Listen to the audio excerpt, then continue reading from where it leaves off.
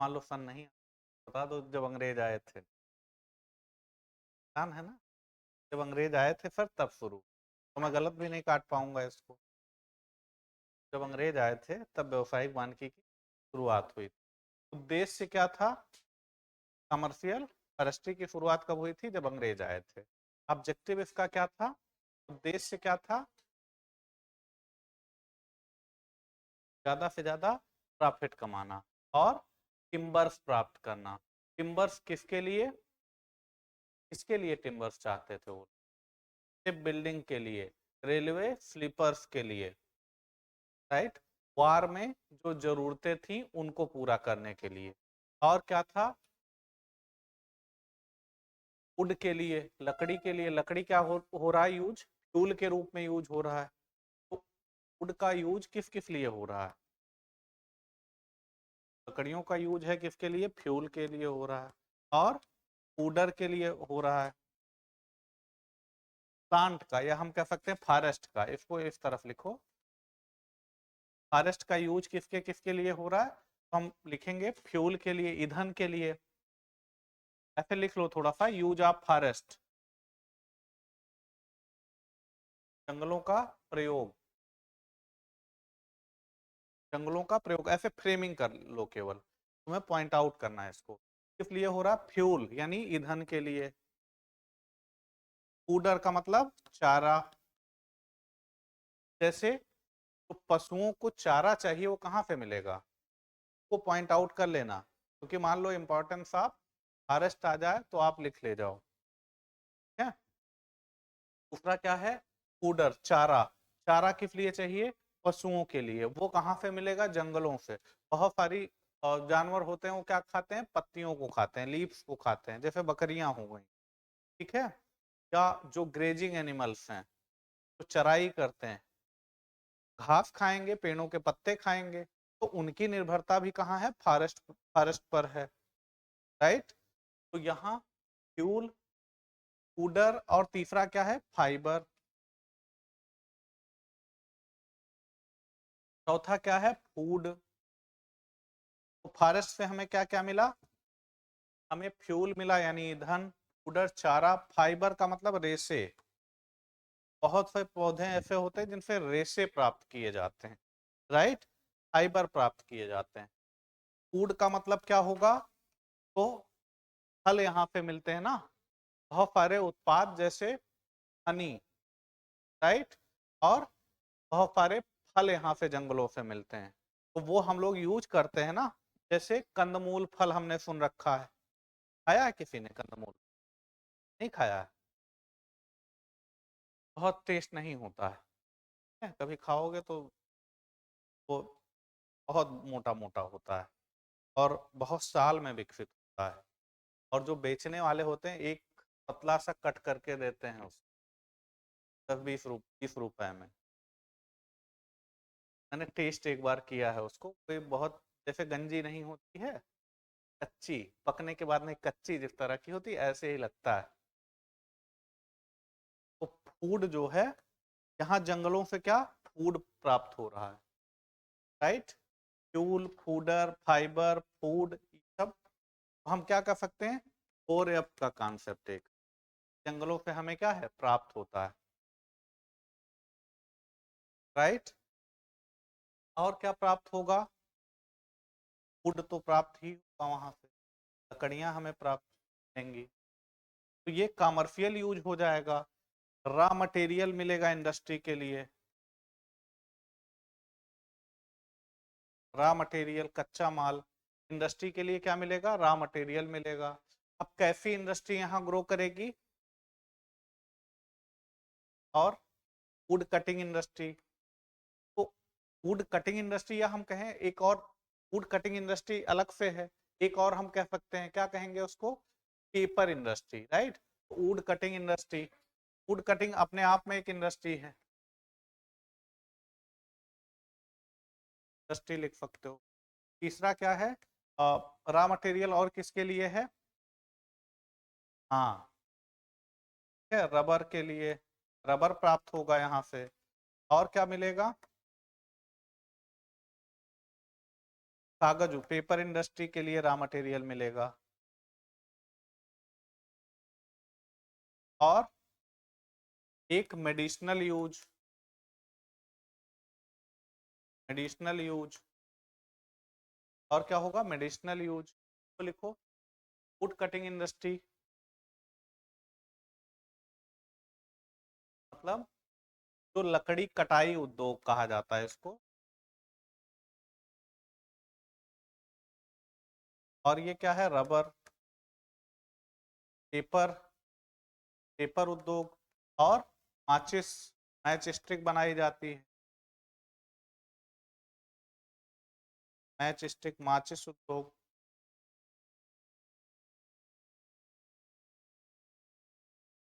इन सब के लिए क्या होगा रॉ मटेरियल मिलेगा। मेडिसिनल यूज, मेडिसिन, और कैसी मेडिसिन, आयुर्वेदिक मेडिसिन होगा ना।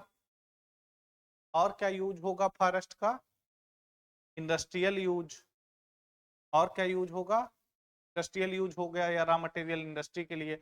एक और लिखो इन्वायरमेंटल, इन्वायरमेंटल पर्यावरणीय महत्व,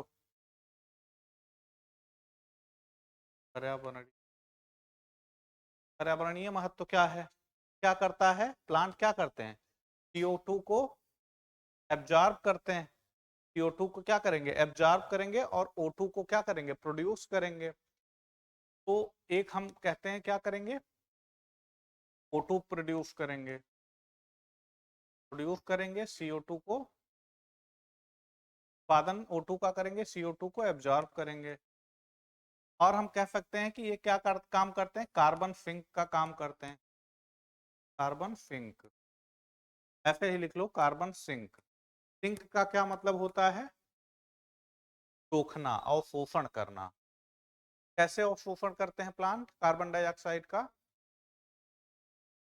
जैसे क्या करते हैं वो फूड बनाने के लिए CO2 को यूज कर रहे हैं, तो CO2 को अगर वो यूज कर रहे हैं किसकी, और वाटर को, इससे वो क्या बनाते हैं ग्लूकोज, क्या स्टार्च बनाते हैं ना, क्या बना रहे हैं स्टार्च बना रहे हैं। और ये स्टार्च उसमें प्लांट में क्या होता है, जैसे प्लांट छोटा है तो वो फोटोसिंथेसिस कर रहा है लगातार, धीरे धीरे उसका आकार बढ़ता जा रहा है, तो वो कार्बन को क्या करता है अपने अंदर संचित करता है, स्टोर करता रहता है। और सपोज करो प्लांट बड़ा हो गया, तो बड़ा हो गया तो उसके अंदर कार्बनिक पदार्थों का क्या हुआ एक्युमुलेशन हुआ है ना, तब उसका साइज बढ़ा है, और वो प्लांट धीरे धीरे सूख गया, फिर मिट्टी में मिल गया, तो वायुमंडलीय कार्बन जो उसने एटमॉस्फेरिक कार्बन जो उसने एब्जॉर्ब किया था वो क्या हुआ अब मिट्टी में चला गया, कि प्लांट कहाँ चला गया मिट्टी में गिरा, और वहीं सड़ के वहीं मिक्स हो गया वो मिट्टी। तो एटमॉस्फेरिक कार्बन कहाँ चली गई जमीन में, सिंक का काम कर रहा है ना, एब्जॉर्ब कर रहा है, वायुमंडल से CO2 को क्या कर रहा है कम कर रहा है। इसीलिए हम डरे हुए हैं कि पेड़ काटे जा रहे हैं बड़े पैमाने पर, जो कार्बन डाइऑक्साइड के लिए सिंक का काम करते हैं।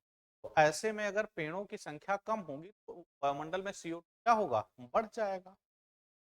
ये प्लांट क्या करते हैं अभी काम, राइट। और क्या करेंगे एयर को प्यूरिफाई करते हैं, एयर प्यूरिफिकेशन का काम करते हैं, वायु को शुद्ध बनाते हैं, एयर प्यूरिफिकेशन का काम करते हैं, वायु को क्या करते हैं करते हैं, पॉल्यूशन कंट्रोल करते हैं,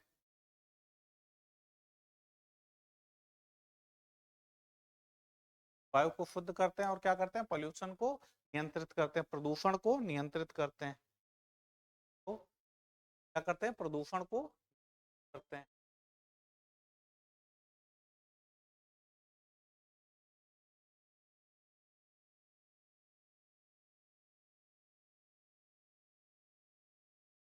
को क्या करेंगे नियंत्रित करेंगे।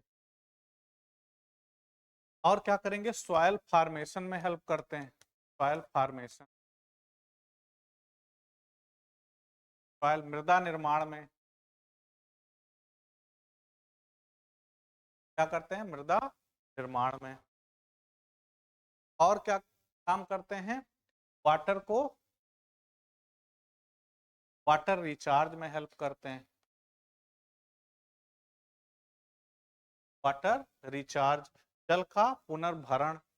पहले क्या लिखोगे? मृदा निर्माण, उसके बाद वाटर रिचार्ज मतलब जल का पुनर्भरण। और क्या करते हैं? फ्लड और ड्राट को कंट्रोल करते हैं। बाढ़ और सूखे के प्रभाव को क्या करते हैं? कम करते हैं। कंट्रोल, लिख रहे हो ना? Flood and drought.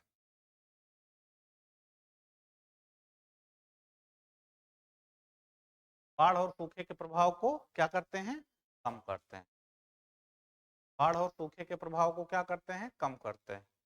करते हैं कि नहीं? कैसे?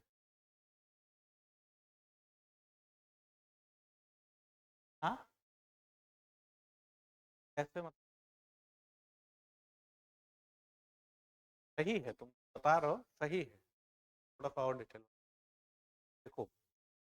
अगर ड्राट की कंडीशन कब आएगी? जब ग्राउंड वाटर रिचार्ज नहीं, राइट?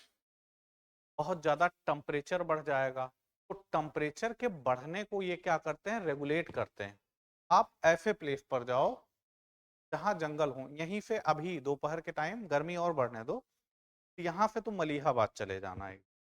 लखनऊ में सड़कों पे घूमना, उसके बाद मलिहाबाद के जो सड़कें हैं जो दोनों तरफ पेड़ लगे हुए हैं आम के, उसके बीच में घूमना है। लगेगा 5 से 7 डिग्री टेम्परेचर का अंतर।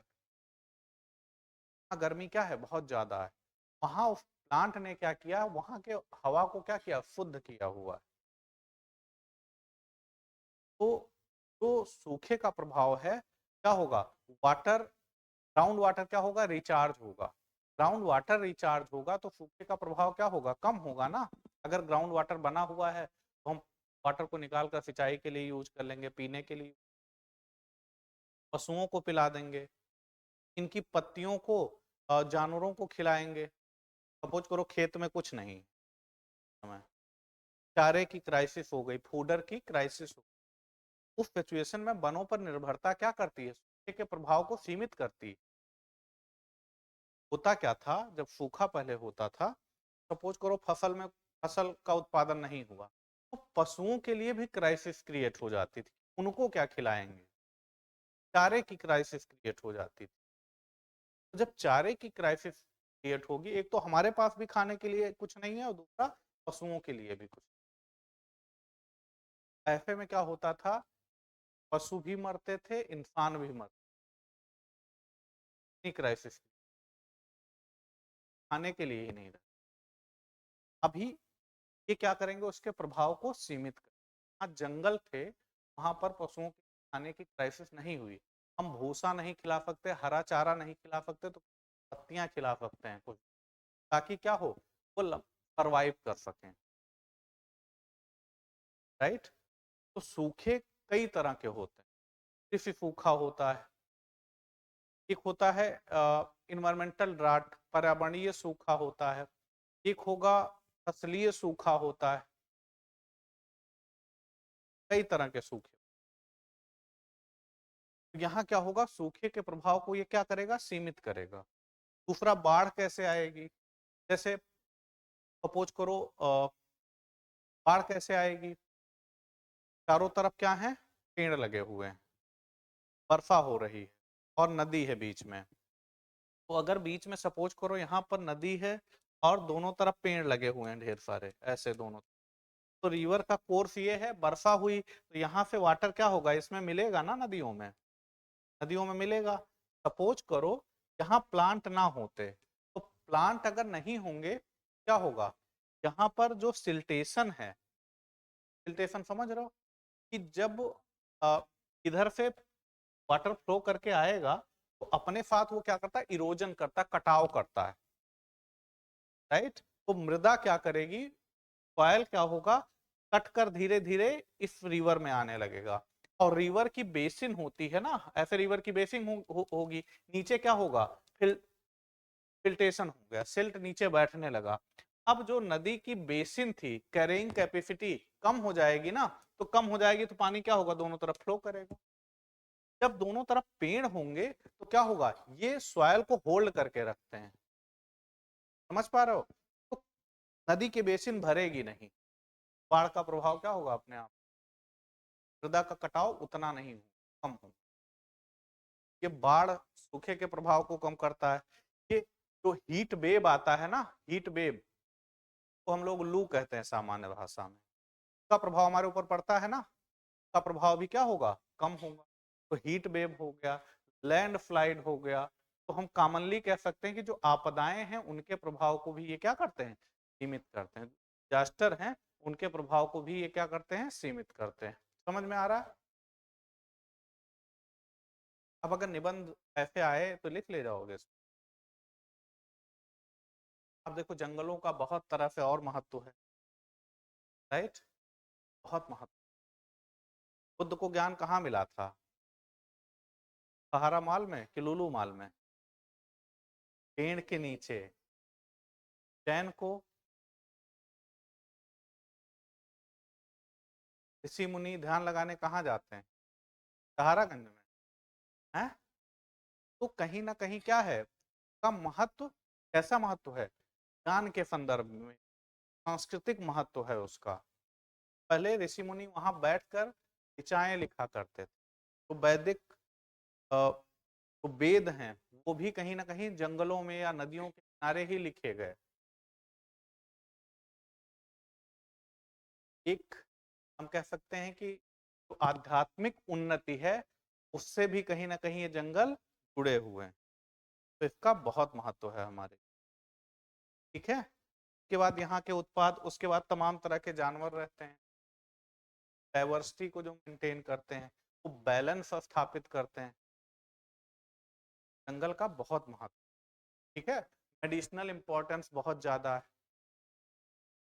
बहुत सारे जंगल में बहुत सारी वनस्पतियां ऐसी हैं तमाम तरह के रोगों को ठीक करती हैं। तो डाइवर्सिटी का क्या है, अपना रोल है। जंगल के ये बताओ, जो जो वनवासी हैं जो जंगलों में रहते हैं, वो बड़े हॉस्पिटल में इलाज कराने जाते हैं, कम जाते हैं। उन्हें पता होता है पर्टिकुलर ये प्लांट है, ये बुखार के लिए है, तो वो प्राकृतिक चिकित्सा पर विश्वास करते हैं और वहीं से दवाएं वो प्राप्त करते हैं। तो उनका क्या है, ट्रेडिशनल नॉलेज है ना, तो वो क्या करते हैं, इनको कंजर्व भी करते हैं, इनका संरक्षण भी करते हैं प्लांट्स का। तो मेडिसिनल यूज, बाबा रामदेव देखो, प्लांट तो हैं, इतनी बड़ी कंपनी खड़ी कर दी उन्होंने, बेस तो यही है ना, फॉरेस्ट ही है ना उसका। तो संभावनाएं क्या है फॉरेस्ट में, बहुत ज्यादा है। अब इस पे क्वेश्चन आएगा तो लिख ले जाओगे ना, का महत्व कैसे है।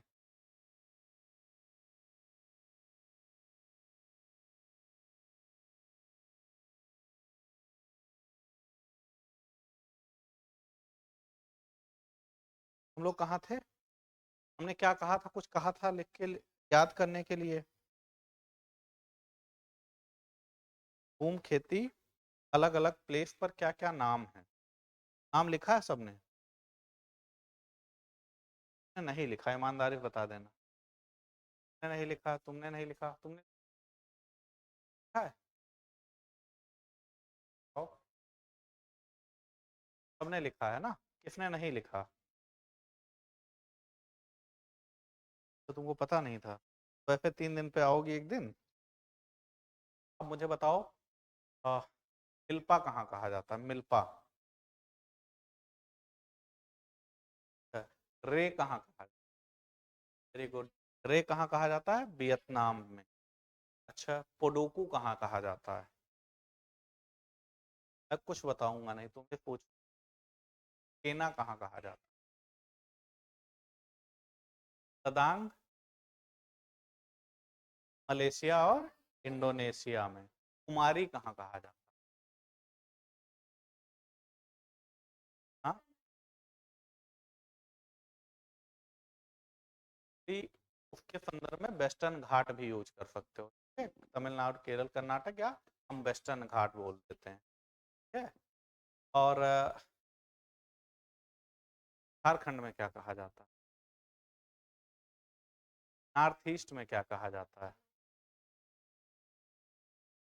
सब याद है तुम लोग?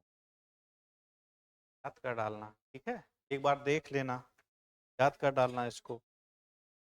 हिल कहाँ, आंध्र प्रदेश में क्या कहा जाता है? पोडू, राइट, आंध्र प्रदेश में पोडू। छत्तीसगढ़ में पेंडा, दीपा, दीपा भी कहा जाता है। ठीक है, छत्तीसगढ़ में दीपा भी कहा जाता है। हाँ, क्या? हाँ, बार, हाँ, एक्चुअली क्या है, देखो होता क्या है, कौन एक, मान लो सपोज करो एक राज्य है, उसमें कई ट्राइब्स हैं, तो हो सकता है कि वो ट्राइब्स क्या हो, अलग अलग संदर्भ उसका यूज करती हो, अलग अलग नाम से जाना जाए, तो मोस्ट जो कॉमन होगा वही पूछा जाएगा आपके एग्जाम में, लेकिन आपको याद होना चाहिए। ठीक है, हाँ, देखो असम, मेघालय, नागालैंड और मिजोरम में क्या कहा जाता है? कूम कहा जाता है। मध्य अफ्रीका में क्या कहा जाता है? सेंट्रल अफ्रीका में मसोल, क्या कहा जाता है? मसोल। ब्राजील में, ब्राजील याद कर लेना, बहुत इंपॉर्टेंट, ब्राजील कहा जाता है। ब्राजील में क्या? रोका, ब्राजील में क्या कहा जाता है? रोका। कल फिर पूछूंगा, कल नहीं भूलना है। ठीक है, ब्राजील में रोका। वेनेजुएला में, हाँ, कोनोको। ठीक है, वियतनाम में अभी हमने बताया रे कहा जाता है। ठीक है, तुम लोगों को याद है, ठीक है, अच्छी बात है, लेकिन भूलना मत, ऐसे क्वेश्चन आएगा, चार दे देगा, पूछेगा निम्नलिखित में से एक कौन सा गलत है, हर राज्य के सामने अलग अलग दे देगा और पूछेगा कौन सा गलत है, एक जो गलत होगा वही छांटना है। जब ऐसे क्वेश्चन आते हैं तो हमें क्लियरली याद होना चाहिए कहाँ क्या कहा जाता है। ठीक है, कई बार क्या होगा, मिलाने के लिए देता है, मिलाओ, स्टेट मिलाने के लिए देगा या देश मिलाने के लिए देता है, तो अब याद रहेगा ना, लिख लिया है ना, इसने नहीं लिखा वो लोग लिख लेंगे। अगला चैप्टर कौन सा है? वन विद्रोह, रिवोल्ट इन फॉरेस्ट, या रिबेलियन इन द फॉरेस्ट, तो रिवोल्ट इन फॉरेस्ट।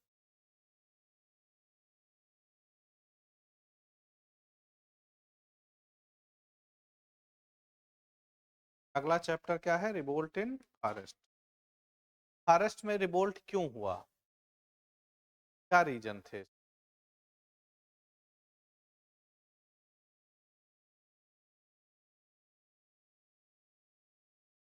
एक मूवी अभी आई थी तो अंग्रेजों का दिखाया गया था, साउथ के एक्टर थे उसमें, रामचरण और वो सब एक्टर थे, क्या नाम था वो? हाँ, triple R, triple R. Movie देखी थी कि नहीं सबने? नहीं देखा है? में अल्लूरी सीताराम राजू का दिखाया गया, राइट, का दिखाया गया, अल्लूरी सीताराम राजू का दिखाया गया है। वो रिवोल्ट उसमें दिखाया गया है, वो रिवोल्ट था, एक बच्ची को उठा ले जाते हैं अंग्रेज, वो रियल स्टोरी बनाई गई। मूवी को देखो एक बार। ठीक है, एक बच्ची को उठा ले जाते हैं, ट्राइबल होती है, और वो ट्राइब्स के लोग होते हैं, हमने क्या बताया था कि उनका कम्युनिटी राइट होता है, और उसमें एक दो व्यक्ति, तीन चार लोग ऐसे होते हैं जो पूरी कम्युनिटी की रक्षा करते हैं। तो हीरो है ना, वो क्या है? रक्षक है।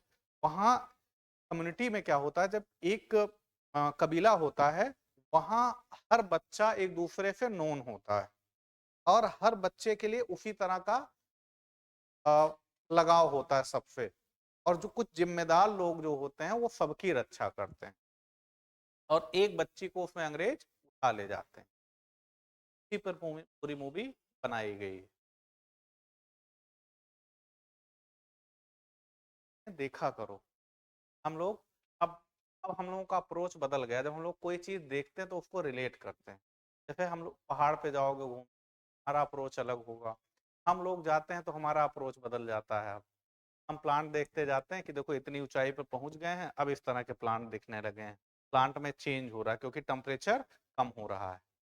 होता है ना, पहाड़ों पर क्या होगा, ट्रॉपिकल फॉरेस्ट है, देन टेम्परेट अल्पाइन, तो फॉरेस्ट क्या हो रहा है, पहाड़ों पर जाने पे चेंज हो रहा है।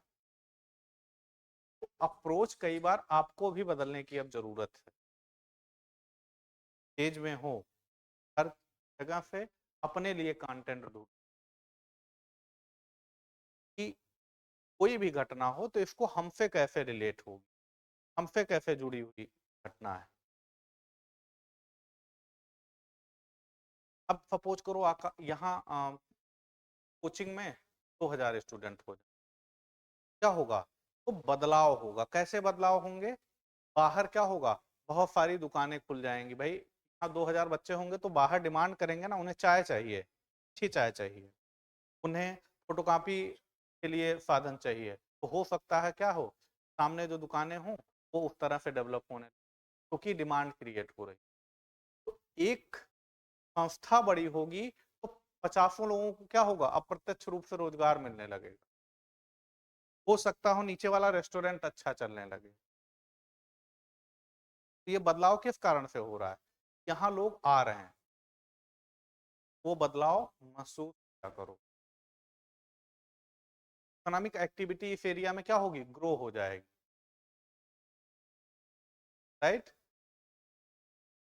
पानी बतासे की दुकानें लगने लगेंगी बाहर, बच्चे आ रहे होंगे, भूखे प्यासे आ रहे होंगे।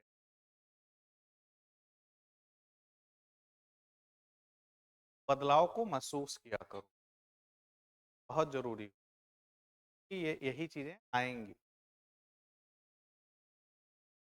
कोल्ड इन फॉरेस्ट हो रहा है, हमने क्या बताया था, अंग्रेज आएंगे तो क्या होगा, फॉरेस्ट लॉ, कॉलोनियल रूल है ना, औपनिवेशिक सत्ता है, तो वो क्या बनाएंगे, फॉरेस्ट लॉ बनाएंगे। और फॉरेस्ट लॉ बनाएंगे तो क्या होगा, जो कम्युनिटी राइट है वो रहेगा।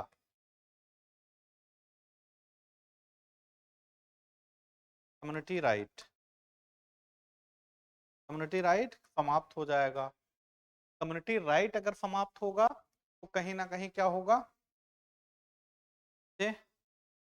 रिवोल्ट के लिए क्या होगा, होम क्रिएट हो जाएगी। रिवोल्ट की मानसिकता क्या होगी, विकसित होने लगेगी।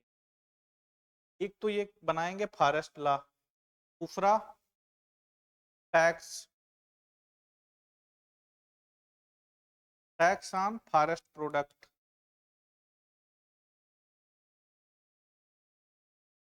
जंगल के उत्पादों पर कर, वन उत्पादों पर कर।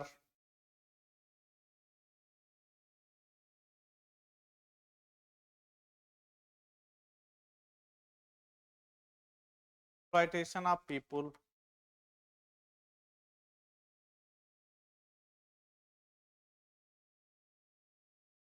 Forest people. एक्सप्लॉयटेशन कैसे करेंगे, कि उनसे काम कराएंगे, बेगार जिसको कहा जाता है, काम कराएंगे उसके बाद उसका पैसा नहीं देंगे, तो वो भी एक तरह का क्या है, एक्सप्लॉयटेशन है। दूसरा हमने क्या बताया था, एक्सप्लॉयटेशन का मतलब शोषण, जंगल के लोगों का क्या होगा, शोषण, एक्सप्लॉयटेशन होगा। और हमने अभी क्या बताया कि डिस्प्लेसमेंट होगा, विस्थापन,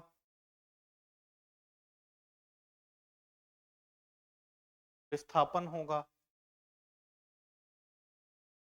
विस्थापन होगा कि नहीं, विस्थापन क्यों होगा, क्योंकि माइनिंग, माइनिंग होगी, रेलवे का विकास होगा, माइनिंग मतलब खनन, खनन होगा, रेलवे का विकास होगा,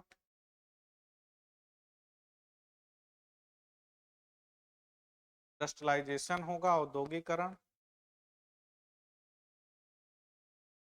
औद्योगिकरण,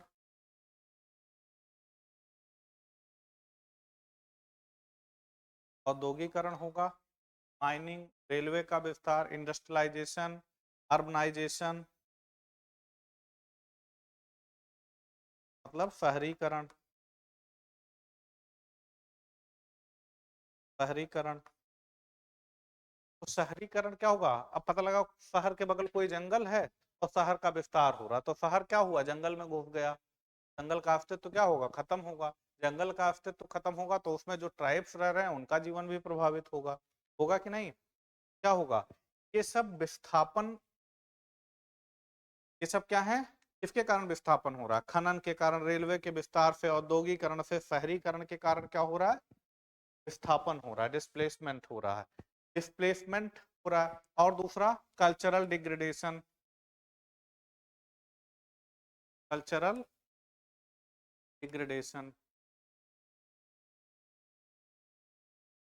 सांस्कृतिक पतन,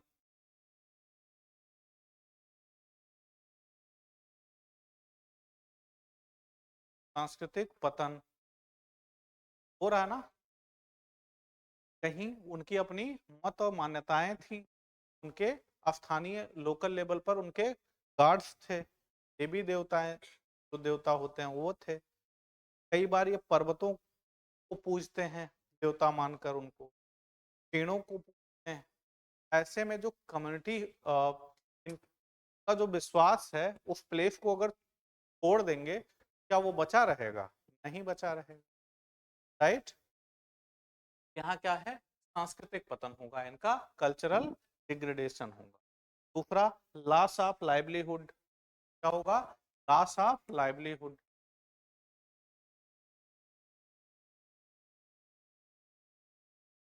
लॉस ऑफ लाइवलीहुड, जीविका समाप्ति,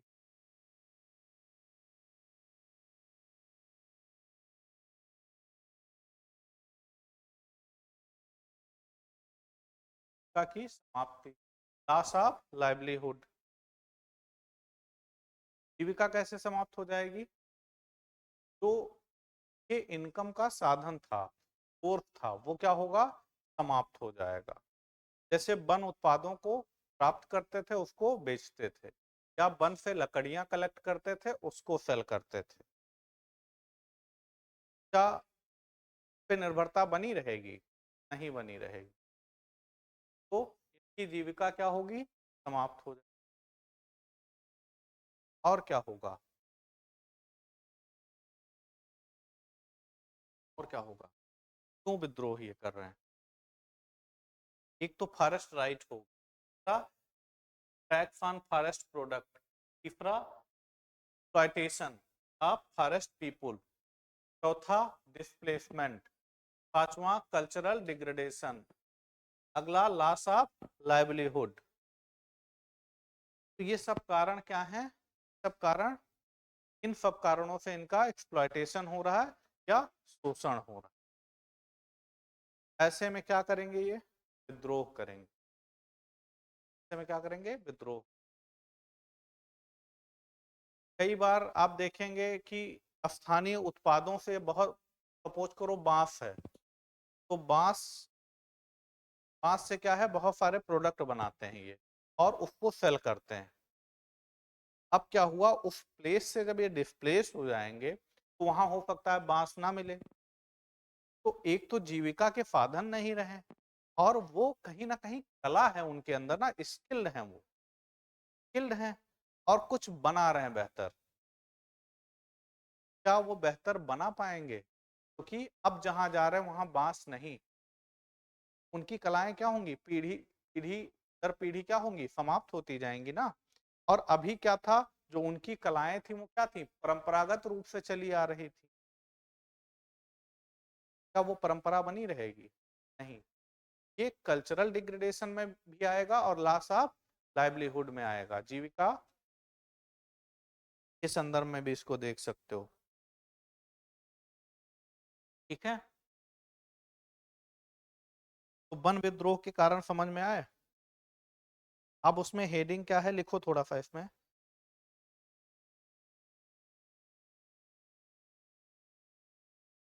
पूरे चैप्टर में लिखा हुआ है,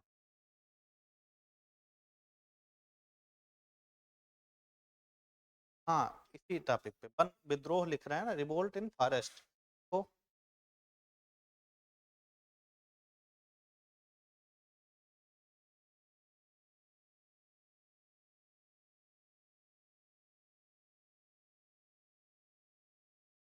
फॉरेस्ट कम्युनिटीज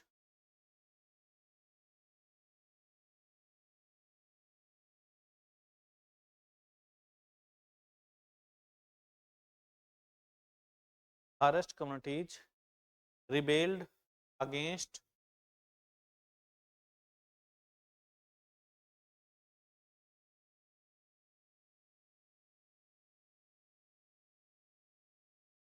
Britishers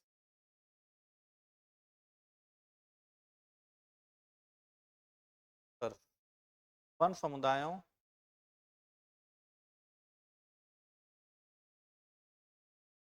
समुदायों ने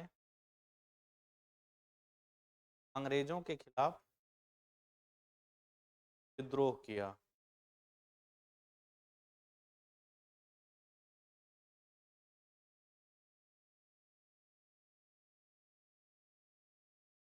अंग्रेजों के खिलाफ विद्रोह किया।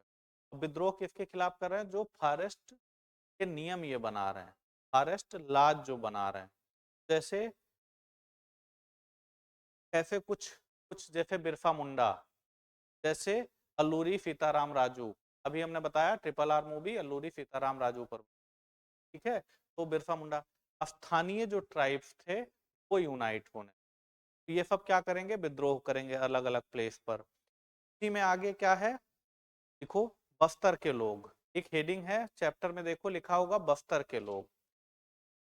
इस चैप्टर में ध्यान देना, भारत में नहीं हो रहा है, जहां जहां कॉलोनी है की या यूरोपियन देशों की, हर जगह ये मूवमेंट होंगे, तेज होगा। क्या हो रहा है? हर जगह हो रहा है, सिर्फ भारत में नहीं हो रहा, साउथ अफ्रीका में हो रहा है, साउथ ईस्ट एशिया में हो रहा है, राइट। सिंगापुर, मलेशिया, इंडोनेशिया, हर जगह पर अंग्रेज है ना, अंग्रेज या ब्रिटिशर्स हैं हर जगह। तो ये हर जगह एक्सप्लॉइट कर रहे हैं।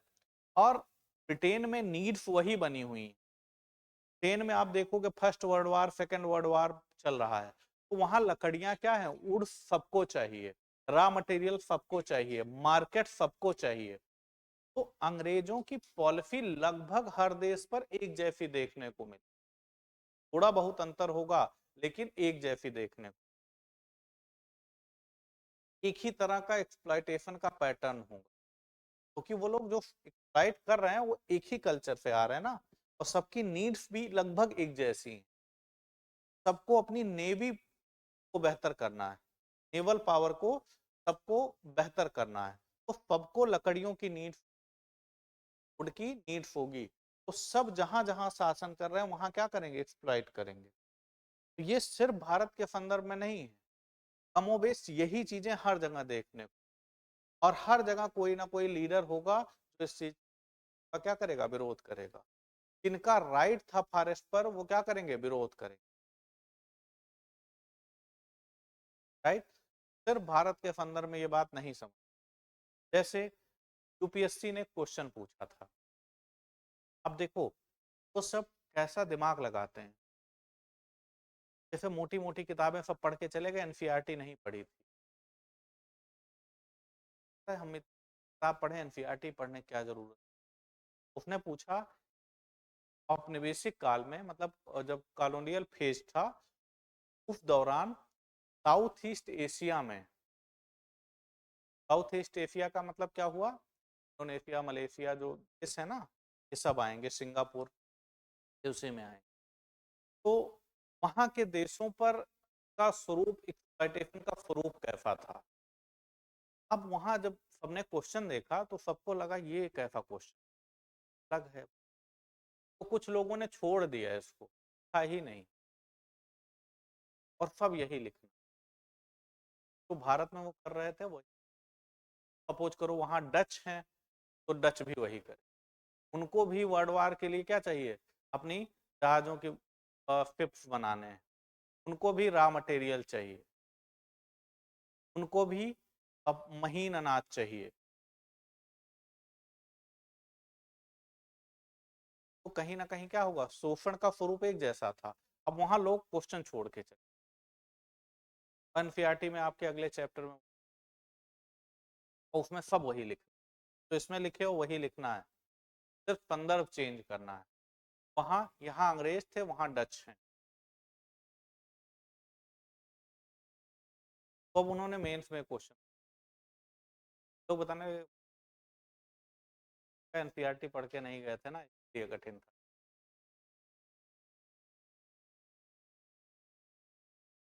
यहाँ से वो उठा के सीधा क्वेश्चन रख रहे हैं। आपने बहुत ज्ञान इकट्ठा कर लिया, हो सकता है आपने बहुत मोटी किताबें पढ़ ली हो, रिवोल्ट को आप 2 घंटे 4 घंटे 20-25 पेज में पढ़े हों, लेकिन क्या मतलब है अगर वहां क्वेश्चन आप नहीं लिख पा रहे हो? समझ महत्व है। तो बस्तर में क्या है?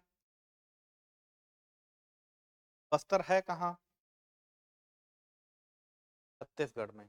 तो छत्तीसगढ़ में तो साउथर्न छत्तीसगढ़ है, उस एरिया को क्या कहा जाता है? बस्तर कहा जाता है। देखोगे छत्तीसगढ़ का ऐसे मैप देखोगे, छत्तीसगढ़ में जो साउथर्न एरिया है ना, ये बस्तर है, राइट। साउथर्न एरिया यहाँ से उड़ीसा टच करेगा, कुछ आंध्रा, कुछ महाराष्ट्र ऐसे टच करेगा, right.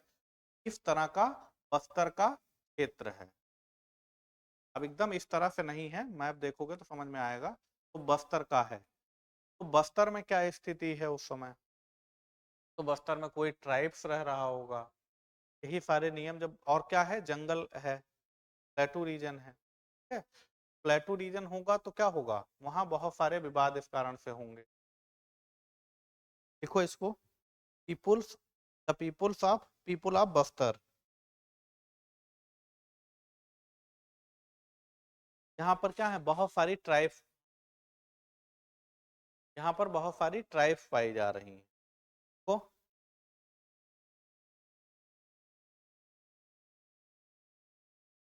Bastar is situated in southern Chhattisgarh.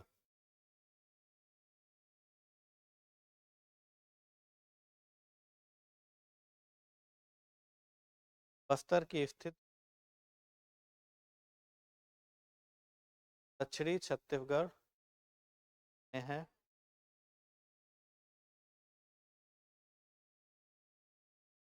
Southern Chhattisgarh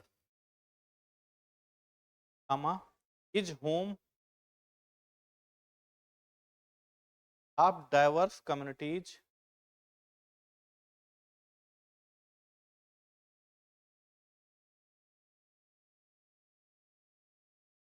Chhattisgarh में है। यहाँ गोंड और धुरवा जैसे कई समुदाय, गोंड और धुरवा जैसे कई समुदायों का घर है।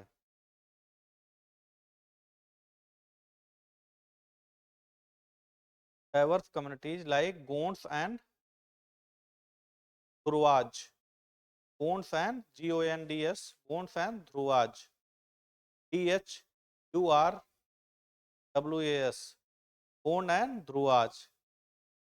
List up. They share common customs and beliefs,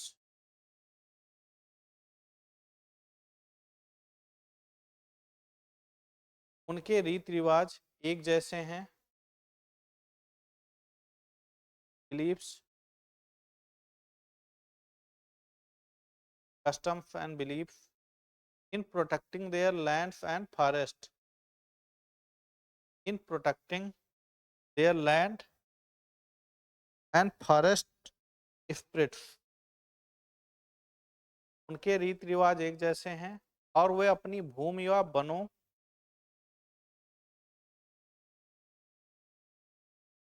भूमि व वनों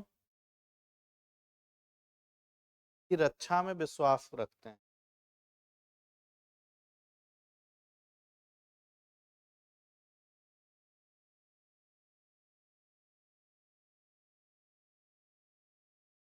तो आगे,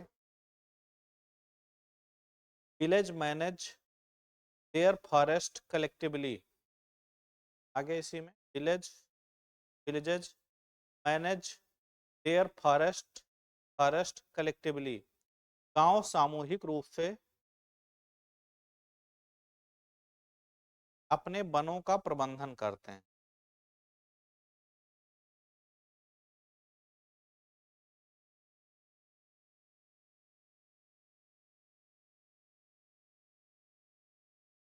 तो outsiders pay a small fee or forest produce, outsider pay small fee or forest produce. गांव सामूहिक रूप से अपने जंगलों का प्रबंधन करते हैं, बाहरी लोग वन उत्पादों के लिए थोड़ा शुल्क देते हैं। देखा, outsider pay a small fee for forest produce, और उसको क्या कहा जाता है, जो टैक्स लेते हैं उसको कहा जाता है देवसारी। क्या कहा जाता है, देवसारी। जो टैक्स है ना, जो फी लेते हैं ये लोग, तो क्या कहा जाता है, देवसारी। अब ये कितना अच्छा सिस्टम है कि गांव पूरे वन का प्रबंधन क्या कर रहा है, गांव कर रहा है। तो गांव उसका उसको कैसे यूज करता है, सस्टेनेबल यूज करता है। गांव कैसे यूज करता है, सस्टेनेबल यूज करता है। सस्टेनेबल यूज का क्या मतलब होगा, ताकि फॉरेस्ट की गुणवत्ता में लॉस ना हो, फॉरेस्ट क्या हो, लंबे समय तक बना रहे। हम उसका यूज करेंगे, लेकिन ऐसा यूज नहीं करेंगे कि जंगल समाप्त हो, आने वाली पीढ़ियों को भी उस जंगल का लाभ मिलता रहे। राइट, तो सस्टेनेबल यूज। इसके लिए क्या है, कोई बाहरी व्यक्ति अगर उस जंगल में आ रहा है, उसको यूज कर रहा है, उससे थोड़ा सा शुल्क लेते हैं। राइट, क्या ये गलत है, नहीं गलत है, क्योंकि उनका राइट है उस पर। और कैसा राइट है, कम्युनिटी राइट है, सामुदायिक अधिकार है। तो उस पैसे से क्या करेंगे, वो वहां के प्रबंधन में उसको खर्च करेंगे, सड़क बनाएंगे या और भी जो काम होंगे गांव के, उसमें वो खर्च करेंगे। कितना अच्छा नियम है। गांव का रिसोर्स अगर यूज कोई व्यक्ति बाहरी कर रहा, तो उसके लिए क्या करेगा, शुल्क पे करे। और अंग्रेज आएंगे क्या कहेंगे, ये तो जंगल हमारा है, अब तुम नहीं यूज कर सकते, तुम टैक्स नहीं लोगे, हम लेंगे, और तुम्हें भी देना पड़े। तो पहले ये दूसरे से ले रहे थे, अब इनको भी देना पड़े। क्या होगा, बात का कारण बनेगा ना। तो क्या होगा, अगली हेडिंग क्या है इसमें, fear of the people.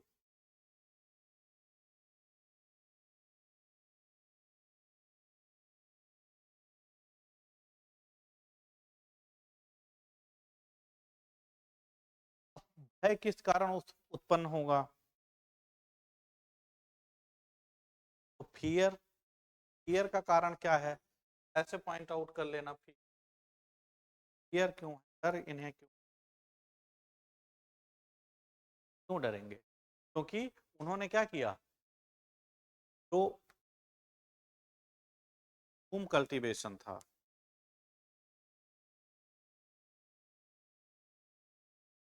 Home कृषि जो थी, उसको क्या किया अंग्रेजों ने, होम कल्टीवेशन को बैन कर दिया। क्या कर दिया, बैन कर दिया, बैन। होम कल्टीवेशन को क्या किया इन्होंने, बैन कर दिया। क्या बताया कि इससे क्या हो रहा, पोल्यूशन हो रहा है, जंगल समाप्त हो रहे हैं। अगर बैन कर देंगे तो इसके खिलाफ क्या होगा, डर उत्पन्न होगा ना, इनकी जीविका का अब क्या होगा। पहले ये क्या करते थे, पहले ये डिस्प्लेस करते रहते थे, यहाँ खेती कर रहे हैं, कुछ दिन बाद यहाँ करेंगे, ऐसे ये जहाँ खेती करते थे वहां चले जाते थे। राइट, इस तरह से ये मूव करते रहते थे। अब अगर ये अधिकार छिन जाएगा, तो इनके लिए मूव करना क्या आसान होगा, नहीं होगा। तो ये एक प्लेस पर रहने लगे, तो इसका भी डर था इन्हें। जीविका क्या थी, समाप्त हो रही थी ना, इन पर इनकी निर्भरता थी कल्टीवेशन, और अचानक क्या हुआ, वो समाप्त कर दिया। दूसरा, जो फॉरेस्ट एक्ट आया,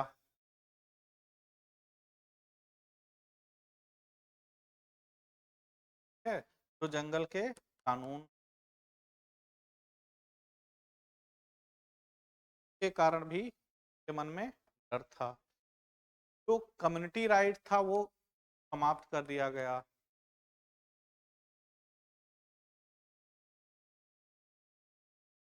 कम्युनिटी राइट एबोलिस्ड,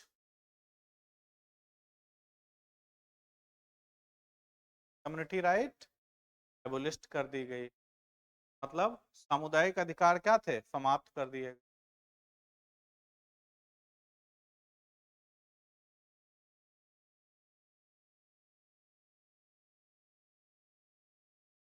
सामुदायिक अधिकार क्या थे, समाप्त कर दिए गए।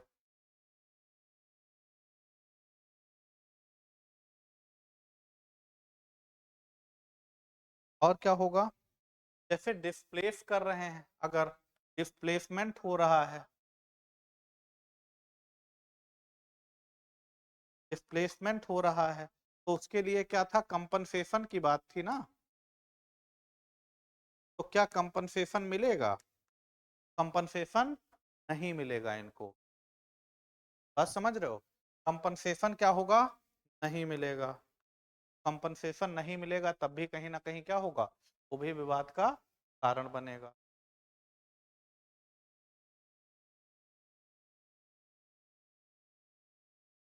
डिस्प्लेसमेंट का मतलब विस्थापन, कंपनसेशन का मतलब जो तरफ से कुछ पैसा मिलता था कि तुम्हारी जीविका प्रभावित हो गई तो कुछ पैसा ले लो, कंपनसेशन नहीं मिलेगा, राइट। और खास बात ये देखो कि अभी भी जैसे रिवर वैली प्रोजेक्ट तमाम तरह के बनाए जाते हैं भारत में, तो रिवर वैली प्रोजेक्ट जो बनाया जाता है में क्या किया जाता है, बड़े पैमाने पर, सपोज करो यहाँ पर हमने सोचा कि ये रिवर फ्लो कर रही थी, यहाँ हमें बांध बनाना था, तो हमने क्या किया कि इस पूरे एरिया को एक कैचमेंट के लिए यूज कर लिया। यहाँ क्या होगा, इस पूरे एरिया में वाटर स्टोर हो जाएगा, और यहाँ हमने बांध बना दिया। और ये एरिया कितना है, सपोज करो दोनों पूरा एरिया लेकर 15 किलोमीटर है। अब इस 15 किलोमीटर के बीच में जितने गांव हैं वो क्या होंगे, सबमर्ज हो जाएंगे, डूब जाएंगे। गांव क्या होंगे, सबमर्ज हो जाएंगे, डूब जाएंगे। और उस एरिया में जो जंगल है, जो फॉरेस्ट है, वो भी क्या होगा, डूब जाएगा। यहाँ से लोगों को क्या किया जाता है, डिस्प्लेस किया जाता है, यहाँ से डिस्प्लेस किया जाता है। आजादी के बाद भी लोगों को कंपनसेशन ठीक से नहीं मिल पाया कई जगह, राइट। जैसे सरदार सरोवर बांध, नर्मदा पे कई बांध बनाए गए हैं, राइट, कई बांध बनाए गए, वहां बहुत डिस्प्लेसमेंट। और अभी वो चूंकि कई राज्यों के बीच में था, मध्य प्रदेश, महाराष्ट्र, गुजरात, सबको कंपनसेट करना था। कुछ राज्य थोड़ा सा ज्यादा कर पाए, राज्य कम कर पाए, पूरा किसी कंसेशन पूरा। आजादी के बाद जब ये स्थिति है तो कुछ तो अंग्रेज रहे होंगे तो क्या रहा होगा, क्या जा, राइट। ये चीजें क्या हैं, बनी हुई। तो ऐसे में इनकी जीविका क्या होगी, ईयर किस लिए है कि उनकी जीविका खत्म हो जाएगी, लाइवलीहुड का क्या होगी, समाप्त हो जाएगी।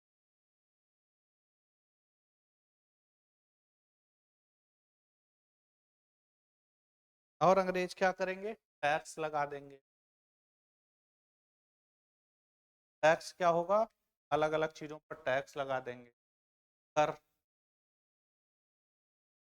कहेंगे कि जो शिफ्टिंग कल्टीवेशन कर रहे हो ना, उस पे भी हमें टैक्स चाहिए, एक बार इधर करते हो फिर उधर चले जाते हो, अब इस पे भी टैक्स दो।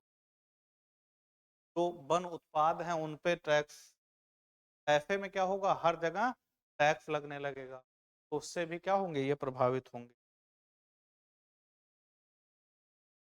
शिकार पे पाबंदी, देखो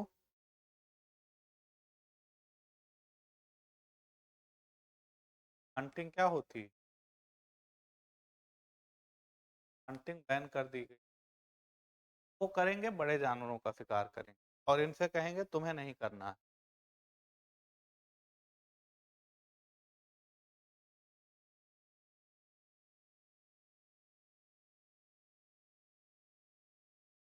ऐसे में क्या होगा, जब इतना प्रभाव पड़ेगा, उसी बीच में क्या होगा, फैमाइन आ जाएगा। फैमाइन का मतलब अकाल, एग्रीकल्चर में प्रोडक्टिविटी नहीं है, वन पर कोई राइट नहीं है इनका, कि जीविका क्या होगी, समाप्त हो जाएगी। लैंड एंड बर्न कल्टीवेशन ये कर नहीं सकते। जीविका जब समाप्त होने लगेगी, अकाल आएगा, तो उस समय क्या होगा, पूरे गांव के गांव लोग क्या होंगे, साफ हो जाएंगे, क्योंकि इतनी क्राइसिस है कि खाने के लिए, ऐसे में सरवाइव कर पाना क्या होगा, बहुत मुश्किल। फेमाइन आएगी, क्या होगा, ट्राइबल एरिया में या जो भी उधर एरिया है वहां लोग क्या हैं, मरने लगेंगे, क्योंकि इन्हें क्या है, ग्रेजिंग पर भी टैक्स चाहिए।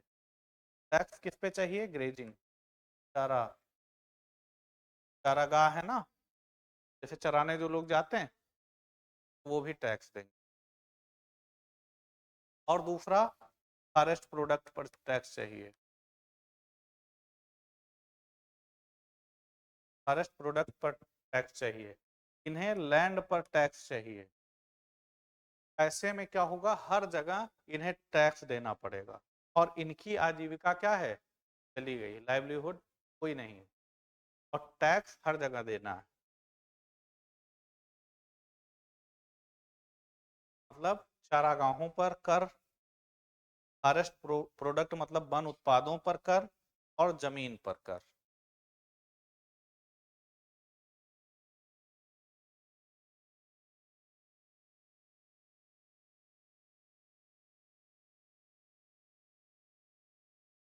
अब ये सारे कारण क्या करेंगे, सभी कारण मिलकर क्या करेंगे, फियर उत्पन्न करेंगे। क्या उत्पन्न करेंगे, फियर या डर उत्पन्न करेंगे। सभी कारण मिलकर क्या करेंगे, फियर। और जो डरा आदमी होता है वो क्या करता है, अटैक पहले करता है। डरा आदमी होता है ना, अटैक पहले करता है। डंडा ले लो, हो सपोज को ले आओ यहाँ किनारे, मार देंगे। वो जब जान जाएगा कि अब बच नहीं पाएंगे तो सोचेगा पहले अटैक ही कर लो, उसके पास कुछ नहीं बचा खोने, या तो ये आदमी हमको मार डालेगा, तो ना हम ही मार डालेंगे। तो फियर होता है, डर होता है, वो हमारे गुस्से को क्या करता है, बढ़ा देता है। तो लोग क्या करेंगे, और उसी में कोई जाएगा, अंग्रेजों में वो भूमि का सर्वेक्षण करने लगेंगे, सर्वे करने लगेंगे कि इतनी जमीन है, इसका टैक्स इतना आना चाहिए। जब सर्वे करने जाएंगे तो कहीं ना कहीं गुस्सा भरा हुआ है, और वो लोग क्या करेंगे, अटैक करने लगेंगे, अंग्रेजों पर क्या होगा, अटैक करने लगेंगे। और वहीं से क्या होगा, कोई लीडर उभर कर आएगा, लोकल लेवल पर कोई लीडर उभर कर आएगा, तो मजबूत क्लास में, नहीं सर 2.5 घंटे क्लास होनी, हाँ। तो ऐसे ही क्या होगा, कोई उभर कर आएगा जो उन मुद्दों को उठाएगा, हमारी जो समस्याएं हैं ये दिक्कुओं के कारण है, तो मतलब बाहरी लोग, राइट, दिक शब्द यूज करेंगे, दिक, समस्या है ये दिक्कुओं के कारण। दिक्कु कौन है, बाहरी लोग, वो एक्सप्लॉइट कर रहे हैं। ये क्या करेगा, फियर है, जो डर है वो क्या करेगा, रिवोल्ट को, राइट, क्या करेगा, विद्रोह को जन्म दे। ठीक है, तो भय का कॉन्सेप्ट समझ में आया। और ये लोग क्या करेंगे वहां, जैसे गांव में आम की डालियां भेजेंगे, मिर्च भेजेंगे, आम की डालियां मतलब समझ रहे हो, आम डालियां तोड़ेंगे और गांव गांव भेजेंगे, वो इनका प्रतीक होगा कि हमने, अब हमें अंग्रेजों का क्या करना है, विरोध करना है। मिर्च भेजेंगे, भाई उनके पास जो उत्पाद है उसी को सिंबल बना के भेजेंगे। 1857 की क्रांति, उसका कुछ सिंबल था, ऐसे ही ये लोग सिंबल के रूप में अलग अलग चीजों का यूज करेंगे। ठीक है, जैसे तीर भेजेंगे गांव गांव, आम की डालियां भेजेंगे, मिर्च भेजेंगे, तो सिंबल है। मिर्च जहां पैदा हो रहा है तो दूसरे गांव में भेज दिया, किसी को भेजा, समझा भेजा कि बता देना वहां तैयार रहें, अब बर्दाश्त नहीं। ठीक है, अब इनको छोड़ना नहीं है अंग्रेज, ठीक है, मिर्ची खा के तो गुस्सा आए, मतलब वो सिंबॉलिक है, राइट, इस तरह से ये लोग करेंगे। ये सब प्रभाव कहाँ पड़ेगा, के ऊपर प्रभाव पड़ेगा, अंग्रेजों के खिलाफ रिवोल्ट जो है बस्तर में देखा गया, या जितने रिवोल्ट हैं, अब जब पढ़ोगे डिटेल में ना, डिटेल में हिस्ट्री पढ़ोगे तो बिरसा मुंडा का है, तमाम तरह के विद्रोह हैं, और अलग अलग रीजन में अलग अलग लीडर हैं, तो पूरे भारत में ट्राइबल मूवमेंट हम देख सकते हैं, और वो क्यों हो रहा है, एक्सप्लॉइट कर रहे हैं। अब मेंस में क्वेश्चन आए, ये सब लिख,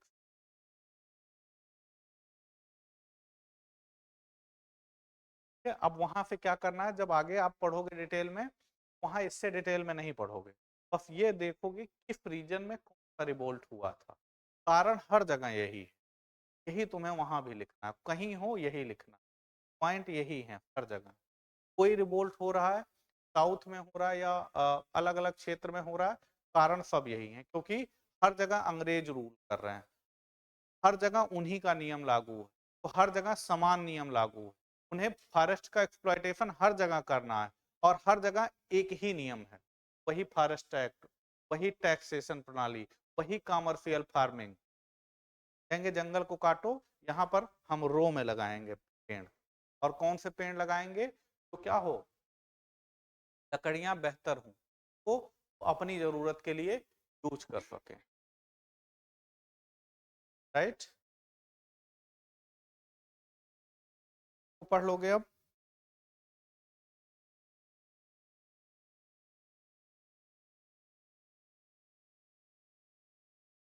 एक बात और, ये लोग अटैक कहाँ करेंगे, अब ये लोग अटैक कहाँ करेंगे, आया सपोज, तो सरकारी संस्थानों में देखो परंपरा है वो बनी हुई, आज लोग गुस्सा होते हैं तो कहाँ अटैक करते हैं, सरकारी संस्थानों पर ना, तो तब भी यही होता था, तो ये लोग गुस्साते थे तो कहाँ, पुलिस स्टेशन पर अटैक कर दिए, यहीं से आते हैं पुलिस वाले जो है, ठीक है, स्कूल पर अटैक कर दिया, पुलिस स्टेशन, स्कूल, डाकघर, यही साधन थे, और ये जानते थे कि ये अंग्रेजों ने व्यवस्था बनाई है, और इसी व्यवस्था के तहत क्या हो रहा है, हमारा एक्सप्लॉयटेशन हो रहा है, तो इस व्यवस्था को ही ना रहने दो, तो ये लोग क्या करेंगे, संगठित होंगे, उसके बाद अटैक करेंगे वहां, तो अंग्रेज क्या बैठे रहेंगे, भाग जाएंगे,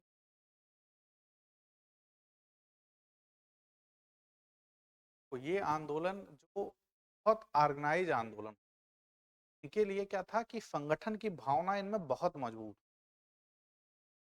ट्राइबल मूवमेंट ये संगठित बहुत अच्छे से हो, इनके लिए मतलब मृत्यु का डर नहीं था। एक कहानी आती है, हम लोग एनसीईआरटी में भी आप लोग पढ़ोगे आगे, में ये है कि ट्राइब है, बुजुर्ग है, वो एक झोपड़ी में बैठा हुआ है, और अंग्रेजी सेना आती है, 5-6 लोग झोपड़ी में चले जाते हैं, 5-6 अंग्रेज उस झोपड़ी में चले जाते हैं गलती से, और वो बुजुर्ग जो था 5-6 लोगों को काट डालता है तुरंत, तो अंग्रेजों के मन में क्या था, डर था कहीं,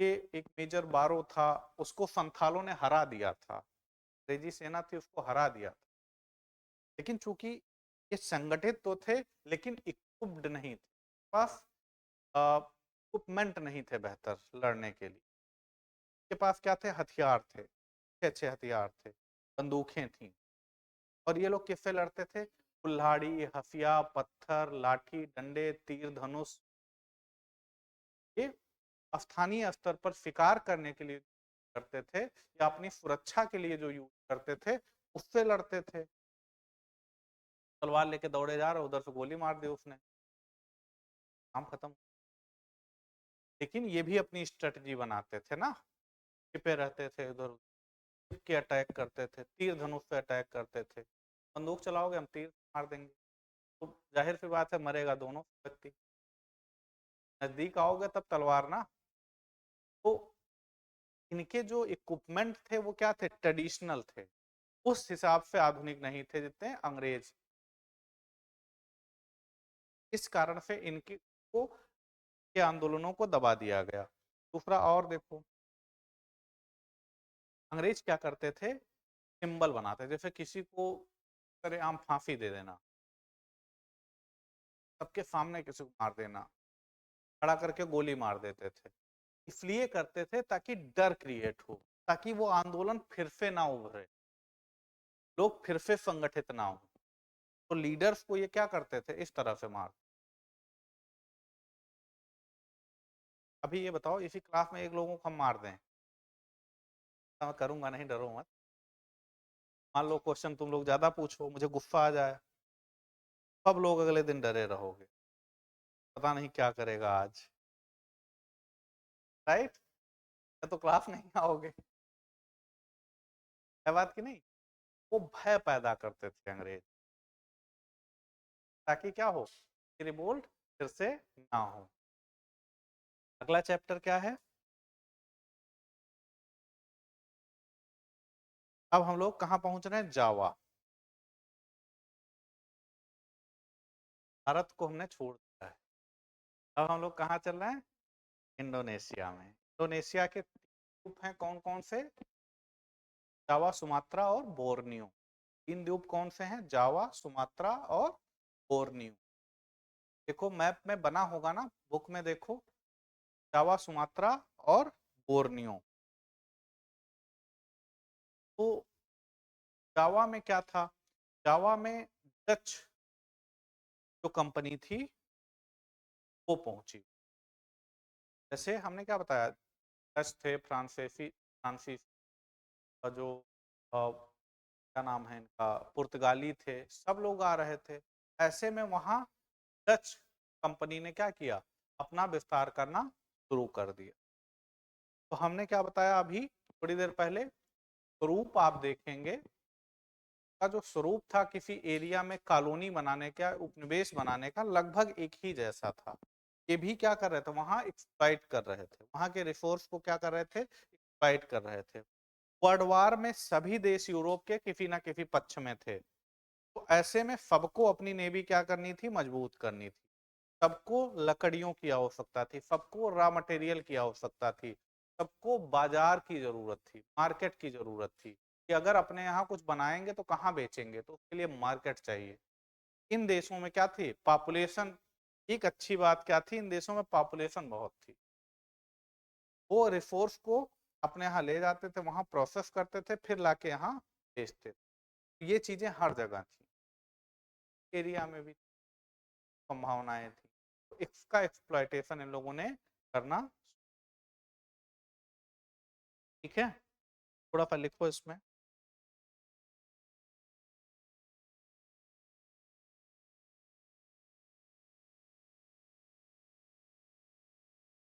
जावा, सुमात्रा और बोर्नियो तीन द्वीप हैं, ठीक है? तीन द्वीप मिलकर क्या है, इंडोनेशिया बनाते हैं। अभी मैप की क्लास होगी तब इसको डिटेल में पढ़ाने में 2-3 घंटे लगते हैं, बहुत कुछ है। 2 घंटे, 1 घंटा 1.5 घंटा तो लग ही जाए स्टार्ट में, तो बहुत कुछ है, ऐसा नहीं कि वही तीन। और भी देश, एक द्वीप पे कई देश हैं, नई है, मलेशिया है, क्या है। तो लिखो, जावा किस लिए फेमस है इस समय? चावल के लिए, ठीक है? तो Java is now famous for rice.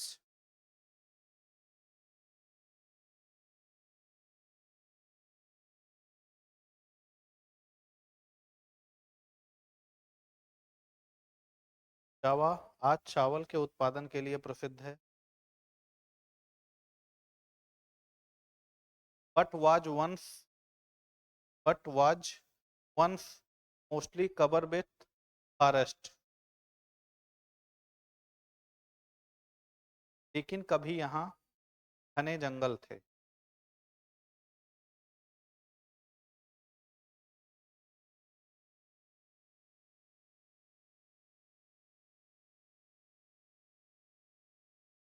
Covered with forest, कभी यहाँ घने जंगल थे। The Dutch bear the colonial power here, Dutch लोग यहाँ के उपनिवेशक थे।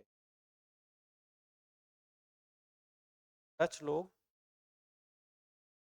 the Dutch bear the colonial power here and started scientific forest management। Dutch लोग यहाँ निवेशक थे और उन्होंने जहाज निर्माण के लिए लकड़ी हेतु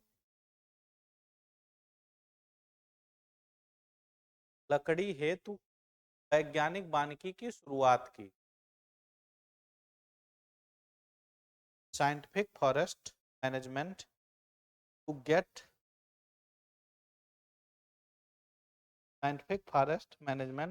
to get timber for ship building.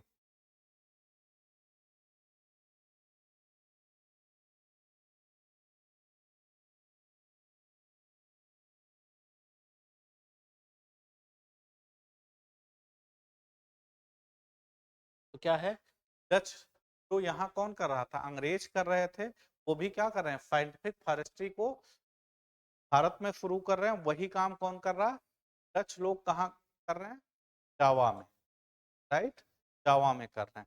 Scientific forestry का क्या हमने मतलब बताया था कि वहां के जो फॉरेस्ट हैं उसको क्या करना है, काट कर नए तरीके से फॉरेस्ट विकसित करना है, मतलब मोनोकल्चर करना है, रो में करना है। और मोनोकल्चर का मतलब एक ही तरह के प्लांट को हमें वहां पर क्रॉप करना है। ऐसे में हमने क्या बताया था, इसके क्या लाभ थे, कमर्शियल यूज तो इसको बेहतर तरीके से किया जा सकता था, लेकिन जो बायोडाइवर्सिटी थी वो क्या होती थी, कम हो जाती थी। एरिया में अगर नेचुरल लेवल पर फॉरेस्ट पाया जा रहा तो उसमें अलग अलग प्रकार के प्लांट पाए जाएंगे। यहाँ क्या है, डाइवर्सिटी ज्यादा है। डाइवर्सिटी ज्यादा होती है तो कोई इकोसिस्टम लंबे समय तक क्या करता है, सस्टेन करता है। क्या होता है, सस्टेन, लंबे समय तक कोई इकोसिस्टम करता है। यहाँ क्या था, यहाँ कमर्शियल फार्मिंग, मोनोकल्चर था। कौन शुरू कर रहा है यहाँ, डच। अगली हेडिंग इसमें क्या है, the wood cutters of Java, Java के लकड़हारे।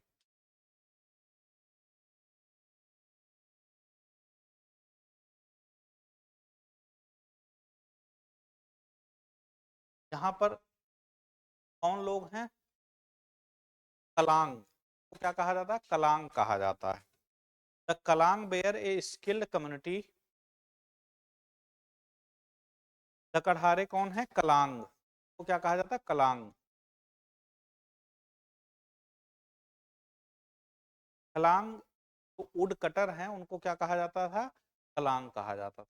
कलांग के साथ क्या थी, वो बहुत इक्विप्ड थे, बहुत आसानी से पेड़ों को काट देते थे। स्किल होता है ना ये भी, तो लंबे समय तक कोई काम करेगा उसे, उसमें स्किल क्या होगा, उसका बढ़ जाएगा ना, तो वो इक्विप्ड हो गए थे, स्किल्ड हो गए थे। और अगर कोई स्किल्ड होगा वो काम और लोगों से बेहतर कर पाएगा। और वहां पर जावा पर उस समय क्या था, राजतंत्र था, मोनार्की थी। मोनार्की का मतलब समझ, कि राजा का शासन। तो कलांग कम्युनिटी थी, तो राज्य में क्या हुआ, विभाजन हो, राज्य में मोनार्की में क्या हुआ, विभाजन हो गया, दो भागों में मोनार्की क्या थी, बट गई। और जब दो भागों में बट गई तो वहां जो कलांग लोग थे, जो लकड़हारे थे, उनको भी विभाजित होना पड़ा। नहीं, इनकी जरूरत है, ये स्किल्ड लोग हैं, आधे इधर रहेंगे और आधे इस साम्राज्य में। स्किल का क्या होता है, महत्व होता है। उस समय, उस टाइम के हिसाब से वो लोग कौन थे, स्किल्ड लोग थे। तो राज्य को स्किल्ड लोगों की जरूरत थी। तो 300 कलांग इस तरफ, मतलब दूसरे साम्राज्य में, और 300 कलांग दूसरे साम्राज्य में चले गए। इसी में डच कंपनी ने जब वहां वर्चस्व स्थापित कर लिया, हेजीमोनी स्थापित कर ली, क्या होगा, डच कंपनी का रूल होगा। तो डच कंपनी के लोग जो थे वो भी इनको यूज करते थे। उन्हें भी क्या चाहिए, कलांग चाहिए, उन्हें भी वुड कटर्स चाहिए। तो वो भी क्या करते थे, इन वुड कटर्स से लाभ उठाते थे। क्या अंग्रेज या डच को पैसा देंगे, उनको एक्सप्लॉइट करेंगे।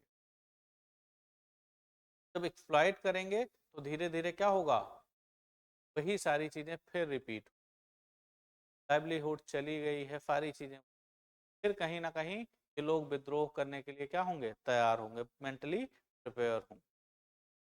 टैक्सेशन सिस्टम विकसित, और वहां टैक्स कौन ले रहा है, डच ले रहा है। डच के खिलाफ क्या होगा, एक सेंटिमेंट विकसित होगा ना, यही समस्या का कारण है।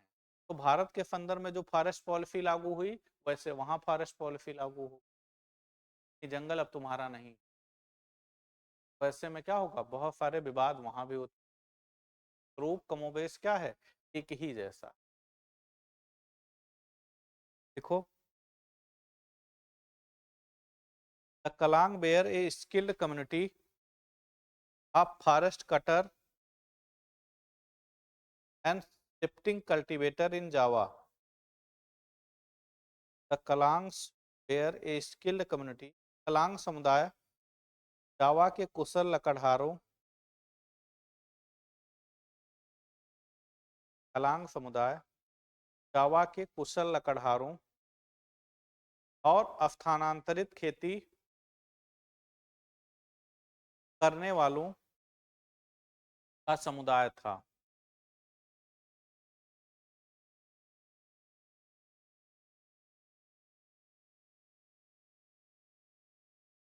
करने वालों का समुदाय था। The Kalang were a skilled community of forest cutters and shifting cultivators Java.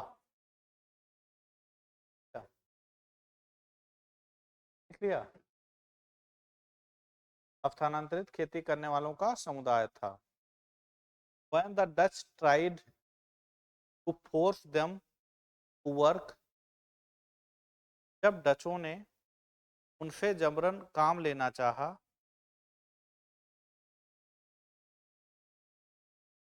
when the Dutch tried to force them to work,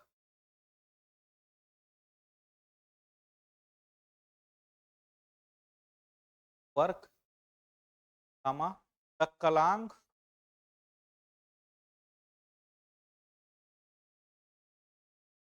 resisted, REFIST, by attacking a Dutch fort in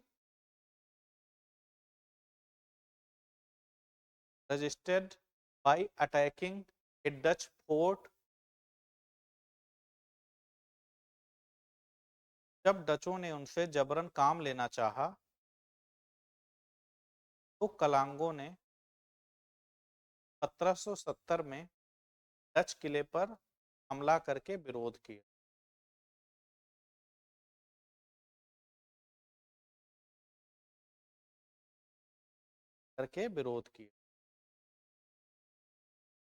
उन्होंने क्या किया, विरोध कर दिया। और विरोध किस तरह का, उनका एक फोर्ट था, किला बना हुआ था, उसी पर सब मिलकर अटैक कर देंगे।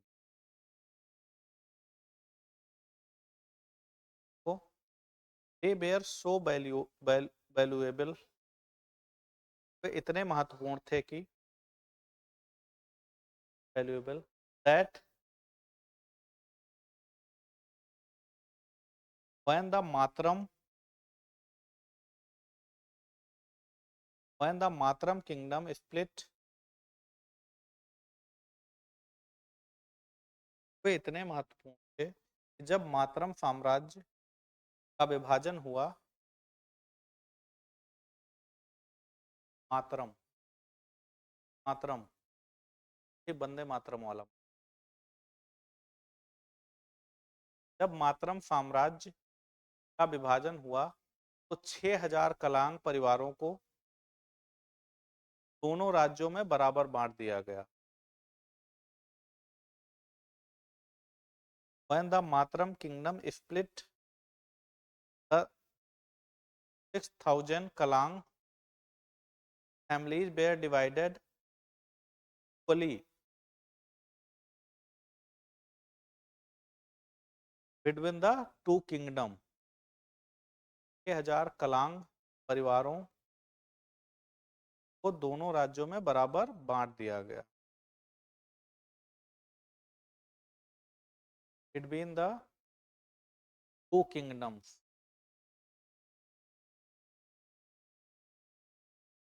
जावा के लकड़हारे जो हैं ऊट कटर्स, उनको क्या कहा जाता था? कलांग कहा जाता। क्या कहा जाता था? कलांग। अगला क्या है इसमें, और हेडिंग कौन सी है? हाँ, डच साइंटिफिक फॉरेस्ट्री।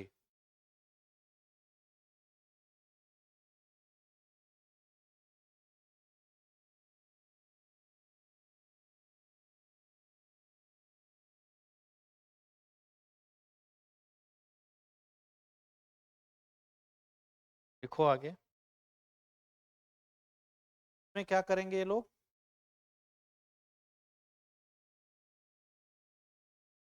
क्या करेंगे? वही सारी चीज तो अभी तक हमने बताया। लिखो Dutch scientific forestry.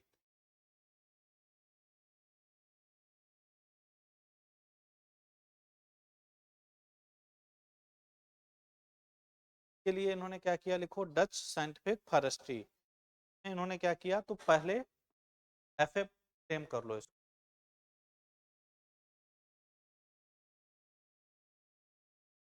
Dutch scientific forestry.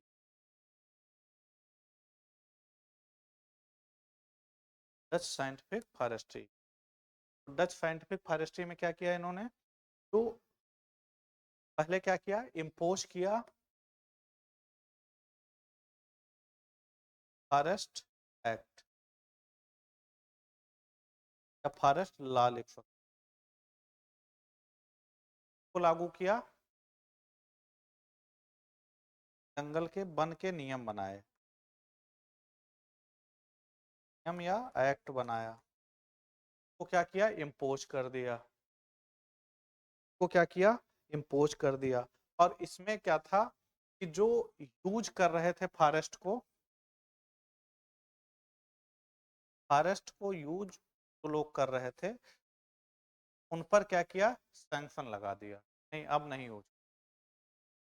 तो जो जरूरत के लिए यूज करते थे वो भी क्या हुआ? अब सुपरविजन में।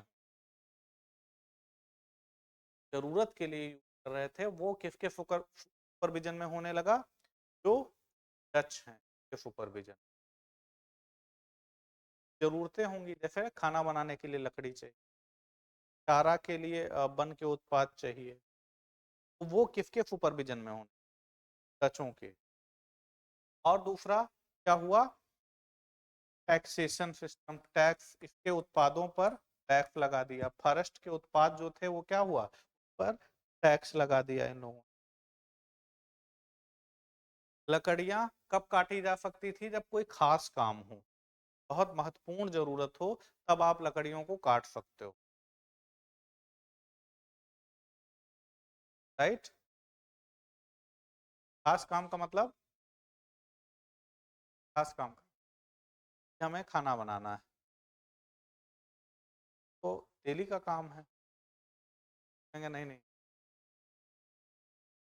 मान लो कागज वागज दिखाई, देखो हमारे घर में बेटी की शादी है, काटना है। जो भी खास काम वहां रहा हो, राइट, उसके लिए सीमित अधिकार इनको दिए गए।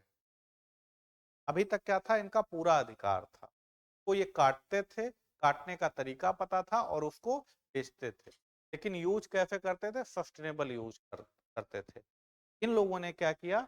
हम साइंटिफिक पैटर्न पर इसको लगाएंगे और साइंटिफिकली हम यूज करने को अलाउ करेंगे। तो इनका जो साइंटिफिक पैटर्न था वो सस्टेनेबल था? नहीं था, क्योंकि ये कॉमर्शियल फार्मिंग को बढ़ावा दे रहे हैं। और वहां क्या थी, डाइवर्सिटी ज्यादा थी, वहां क्या थी, डाइवर्सिटी ज्यादा थी। तो इनके जो साइंटिफिक फॉरेस्ट्री थी वो सस्टेनेबल नहीं थी, ये ध्यान रखना। हम जंगल तो लगाएंगे लेकिन हम काटेंगे पहले, फिर हम एक फॉरेस्ट लगाएंगे जो इनके लिए महत्वपूर्ण। तो हर बार जो कमर्शियल होगा वो सस्टेनेबल नहीं होगा, राइट। और क्या करते थे, मजदूर इनको चाहिए, क्या होगा, इनको मजदूर चाहिए, तो मजदूर कहाँ से लाएंगे, ये क्या इनके पास है, या वहां से लेके आएंगे, वहां से लेके नहीं आएंगे, तो यहाँ यूज, यहाँ के लोग, यहाँ क्या होता था, जैसे जो वुड कटर्स थे उनको कहते थे कि तुम्हें ढुलाई भी करनी, मतलब जंगल काटो, उसके बाद क्या करो, उसको ट्रांसपोर्ट भी करो। और ट्रांसपोर्ट करने के लिए क्या चाहिए, एनिमल्स, पहले गाड़ियां तो थी नहीं, ट्रांसपोर्ट करने का काम कौन करता था, भैंसे, बुफेलोज, उसके माध्यम से क्या किया जाता था, ट्रांसपोर्ट किया जाता था। तो ये फ्रम भी लगा रहे हैं, और इनके पशु जो एनिमल्स हैं इनके, वो भी का काम कर रहे हैं, समझ पा रहे हो। तो एक्सप्लॉयटेशन क्या होगा, बढ़ेगा, एक्सप्लॉयटेशन बढ़ेगा तो क्या होगा, रिवोल्ट होगा, एक्सप्लॉयटेशन होगा तो क्या होगा, रिवोल्ट बढ़ेगा, यहाँ पर विद्रोह होने लगेगा। आप समझ पा रहे हो, पढ़ोगे, नहीं पढ़ोगे, हम्म।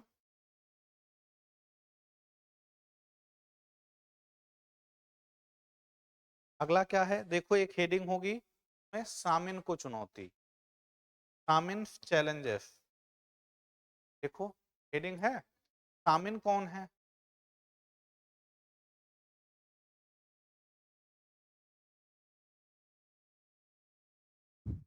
सामिन कोई व्यक्ति है, गांव में रहता है। अब गांव का नाम याद करने की जरूरत नहीं है, आओ समझो, गांव वाँव का नाम ना याद करो, क्या करोगे, जावा के गांव का नाम याद करके, ठीक है, गांव का नाम नहीं याद करना, आपको भाव समझ।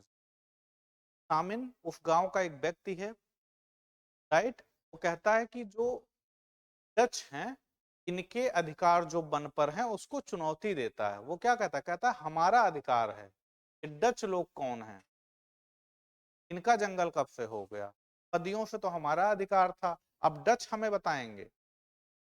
वो क्या करता है, लीड कर रहा है ना, लीडर कौन होता है, जो सबको राह दिखाए, ये डच कौन है, हमारा अधिकार था, क्या होगा, भाव अंदर विकसित होगा, वो क्या करेगा, रिवोल्ट को वहां पर बढ़ावा देगा, ठीक है। वो उसका क्या तर्क था, वो कहता है हवा, पानी और जमीन, एयर, वाटर और सामिन्स चैलेंजेस क्या था,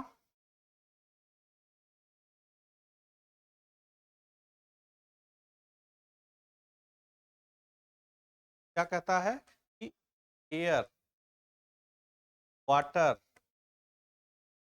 और लैंड ये हमको किसी ने दिया नहीं है, राइट। और फॉरेस्ट ये हमको किसी ने दिया नहीं है,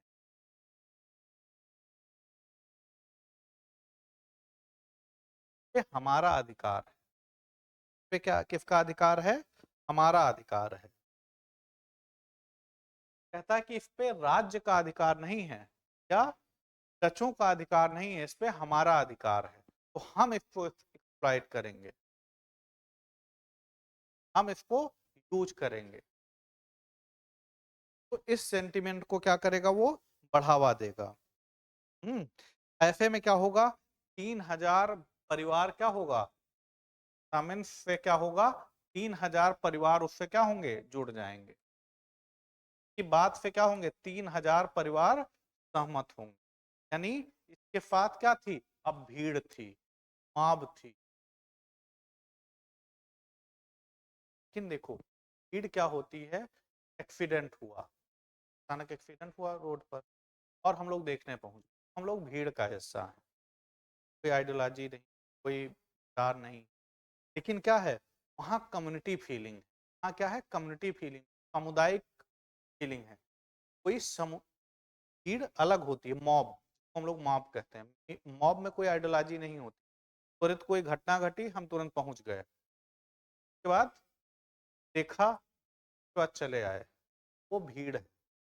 लेकिन कम्युनिटी क्या होती है, उनमें क्या होती है, कुछ आधार पर भावनाएं उनकी क्या होंगी, जुड़ी होंगी, साझी चेतना होगी, कॉन्शियसनेस होगा, राइट। के अंदर क्या होगा, एक साझी चेतना होगी ना, साझा हित है, हम लोगों का हित क्या है, समान तरह का, सेम तरह का है, उनके अंदर साझी चेतना है, वो कम्युनिटी राइट के प्रति क्या है, सजग हैं, ये हमारा राइट है। जब क्या है, हमारा राइट है। डच लोग वहां से लेके नहीं आए थे, एयर वाटर लैंड और फॉरेस्ट, ये डच लोग वहां पे लेके नहीं आए थे, हम लोग इसको यूज कर रहे थे, तो हमारा राइट है, तो कम्युनिटी राइट था। तो ये लोग क्या करेंगे, वहां पर विद्रोह करने के लिए तैयार हो जाए। बात समझ पा रहे हो। तो कोई लीड करेगा, क्या कहेगा, इन सब पर उनका अधिकार नहीं बल्कि हमारा अधिकार है, तो हम लोग क्या करेंगे, इसके लिए विरोध करेंगे। ठीक है, तो 3000 परिवार उनके साथ जुड़ गए, और इन लोगों ने क्या किया, जमीन पर लेट गए। ये लोग क्या कर रहे थे, ये लोग जमीन पर लेट गए, और पहले वो लोग नापने वापने आए, जमीन सर्वे करने आए, तो ये लोग क्या कर रहे हैं, लेट गए, हमारा है, हमारा राइट है, हम लड़ेंगे नहीं तुम, क्योंकि जीत नहीं, राइट। क्या है, वो विरोध करने का एक तरीका था, ठीक है, तो विरोध करने का वो तरीका था कि इस पे हमारा संसाधनों पर, यहाँ के संसाधनों पर क्या है, हमारा अधिकार है। ठीक है, तो इस चैप्टर को क्या करना है, पढ़ना है। अगला देखो, इसमें अगली हेडिंग क्या है,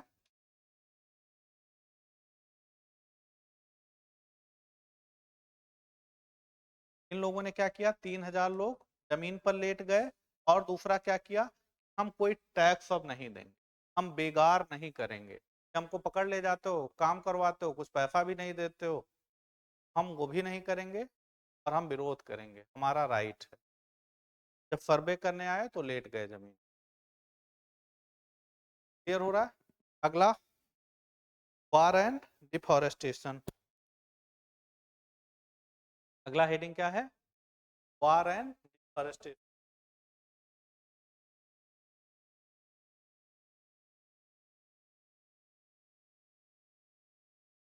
डिफॉरेस्टेशन, वार एंड डिफॉरेस्टेशन का क्या मतलब होगा, वार कौन सा war, world war, world war, world war हो रहा था, तो क्या चाहिए था, लकड़ियां, सिप चाहिए, तो क्या चाहिए, सिप चाहिए, और क्या होगा, लकड़ियों का अदर यूज, अदर यूज के लिए, तीसरा तो रेलवे के लिए, रेलवे के लिए, रेलवे के स्लीपर्स बनाने के लिए चाहिए। तो वर्ल्ड वार में क्या है, वर्ल्ड वार में तो ये जरूरतें हैं, रेलवे का यहाँ मत लिखो, रेलवे अलग से लिखो।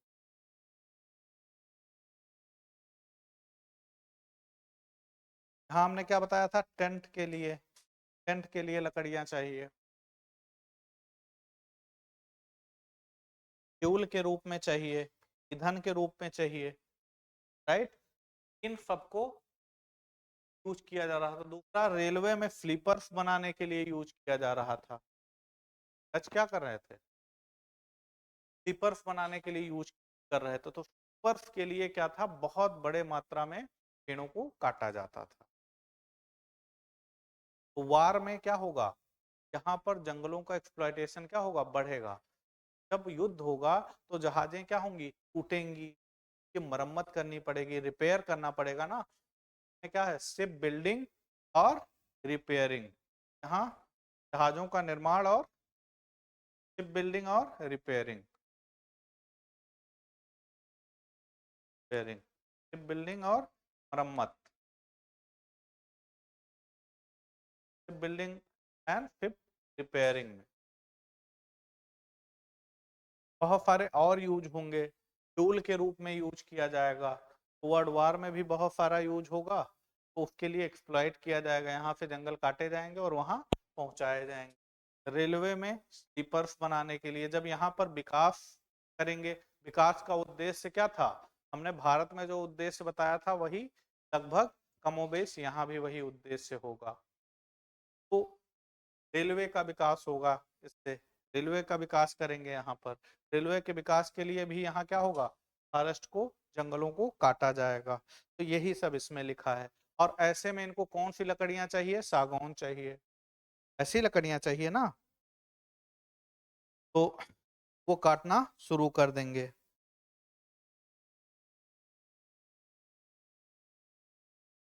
ये सब इसमें है।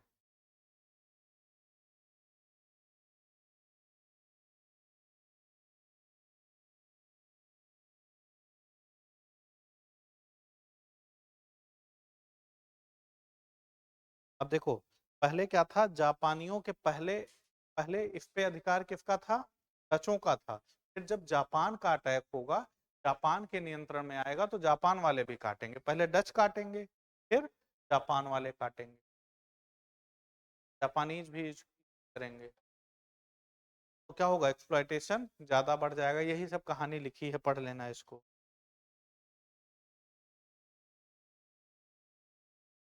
उसके बाद वानिकी में नए बदलाव।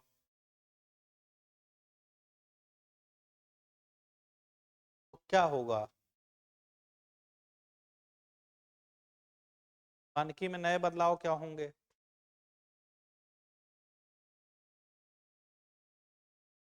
बताओ। हम्म,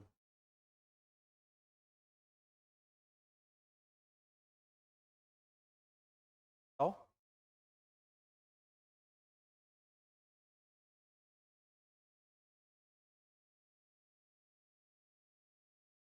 अब क्या था, संरक्षण एक बड़ा लक्ष्य बन गया ना।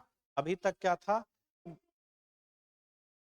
हाँ, अभी तक क्या था, कम्युनिटी को दूर कर दिया गया, कॉमर्शियल फार्मिंग को बढ़ावा दिया गया। क्या अब वो बना रहेगा, नहीं। तो माना गया कि कम्युनिटी को कुछ राइट दे दिए जाएं और वनों का संरक्षण तब भी किया जाए। ठीक है, संरक्षण क्या था, अब बड़ा लक्ष्य बन जाएगा। बाद में क्या होगा, संरक्षण बड़ा लक्ष्य बन जाएगा कि हमें इन फॉरेस्ट का क्या करना है, संरक्षण करना है। राइट, तो लोगों को शामिल होना चाहिए भारत में। वही है कि जैसे भारत में पवित्र वन का कॉन्सेप्ट है ना, कि जैसे आस्था से, सपोज करो कोई गांव है, तो गांव के बगल एक जंगल हो या वन हो, और गांव के लोग वन को पवित्रता से जोड़ का, हाँ, उनके लिए कि मतलब स्थानीय देवता हमारे इस जंगल में निवास करते हैं, तो क्या होगा, वो लोग क्या करेंगे, उन जंगलों को बचाएंगे, उन जंगलों को क्या करेंगे, बचाएंगे। तो वो एक तरह का कम्युनिटी राइट है ना। तो कम्युनिटी राइट आधारित विकास मॉडल यहाँ क्या किया जाएगा, अपनाया जाएगा, और जिससे वहां के जंगलों को संरक्षित किया जाएगा। सेक्रेड फॉरेस्ट, ये पवित्र वन है, हमारे जो देवी देवता हैं वो क्या है, यहाँ निवास करते हैं। तो हमारे लिए क्या हो जाएगा, वो पूजनीय हो जाएगा ना, हम अपने इमोशंस को उससे जोड़ लें। ऐसे में क्या होगा, उनको लंबे समय तक संरक्षित किया जा सकता है, और कोई गवर्नमेंट बर्डन भी नहीं, समुदाय को के लोग खुद उसके लिए क्या है, सेंसिटिव हैं। ये ग्रोथ कौन सा है, सस्टेनेबल डेवलपमेंट को बढ़ावा। कम्युनिटी जो रूट लेवल की कम्युनिटी है वो क्या करे, खुद जिम्मेदारी ले। जो रूट लेवल पर कम्युनिटी है वो क्या करे, खुद जिम्मेदारी ले ले। यहाँ कोई गांव होगा, विलेज होगा, तो विलेज के लोग कम्युनिटी फीलिंग के कारण क्या करें, इसको संरक्षित करें रूट लेवल पर। यहाँ गवर्नमेंट, यहाँ की गवर्नमेंट नहीं कर रही, ना ही यहाँ की गवर्नमेंट, यहाँ लोकल लोग खुद जिम्मेदारी ले रहे हैं। हम जो फॉरेस्ट हैं, हमारे वन हैं, जो वन संसाधन हैं, रिसोर्स हैं, हम उनको क्या करेंगे, प्रोटेक्ट करेंगे। तो प्रोटेक्ट करने का मतलब क्या होगा, हो सकता है शिकार किसी को ना करने दें, हो सकता है खुद भी शिकार ना करें वहां। ठीक है, वो पेड़ को लगाएं, कुछ चयनात्मक कटाई करें। तब चयनात्मक कटाई का क्या मतलब होगा, हाँ, वो क्या कर रहे हैं, सूखी लकड़ियों को यूज कर रहे हैं। जंगलों को, पेड़ों को नहीं काट रहे हैं, टहनियाँ सूख गई तो उसको यूज कर लेंगे, पूरे फॉरेस्ट को क्या करेंगे, वो प्रोटेक्ट करेंगे, राइट। क्लियर हो रहा है? ये चैप्टर पढ़ के आओगे, वानिकी में नए बदलाव, इस चैप्टर को पूरा पढ़ लेना। अगला चैप्टर कौन सा है? आधुनिक विश्व के चरवाहे। ये भी चरवाहे कौन है?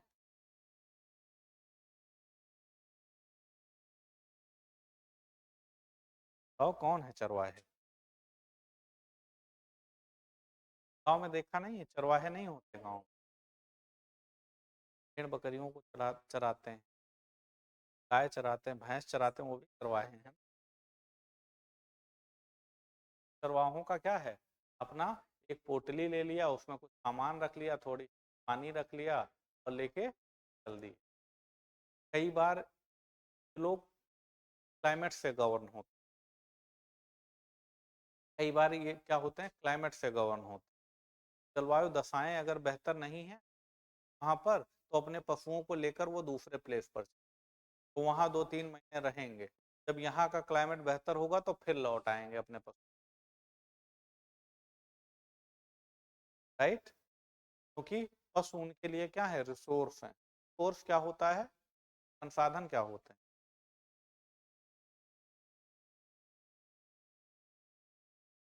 तो हमारी नीड्स को क्या करें, सेटिस्फाई करें, तो हमारी नीड सेटिस्फाई करें, हमारी आवश्यकताओं की पूर्ति करें।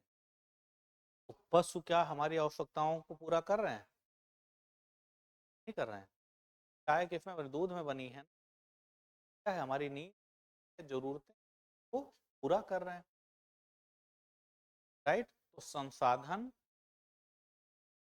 तो सभी चीजें संसाधन है जो हमारी नीड्स को पूरा कर रही है। जैसे सॉयल, सॉयल क्या है, रिसोर्स है, क्या है, संसाधन है कि नहीं? खाते हो, खाते हो, क्या वो नीड्स है हमारी, है, क्योंकि हम उस पर खेती करते हैं, खाएंगे नहीं, लेकिन पर्पज के लिए हम यूज करते हैं, खाना अच्छी बात नहीं, क्या करेंगे, उस पर खेती करेंगे। मिट्टी के बर्तन, छोटे छोटे जो दिए आते हैं, उसको खाते नहीं होते बच्चे हो, सबने टेस्ट किया होगा, मैं जानता हूँ तुम। तो वो क्या होगा, सॉयल क्या है हमारे लिए, रिसोर्स है ना, संसाधन है। ऐसे जंगल भी क्या है, फॉरेस्ट क्या है, हमारे लिए संसाधन है, रिसोर्स है, उससे भी हमारे हमारे लिए बहुत बहुत तरह की आवश्यकताएं उससे पूरी हो रही।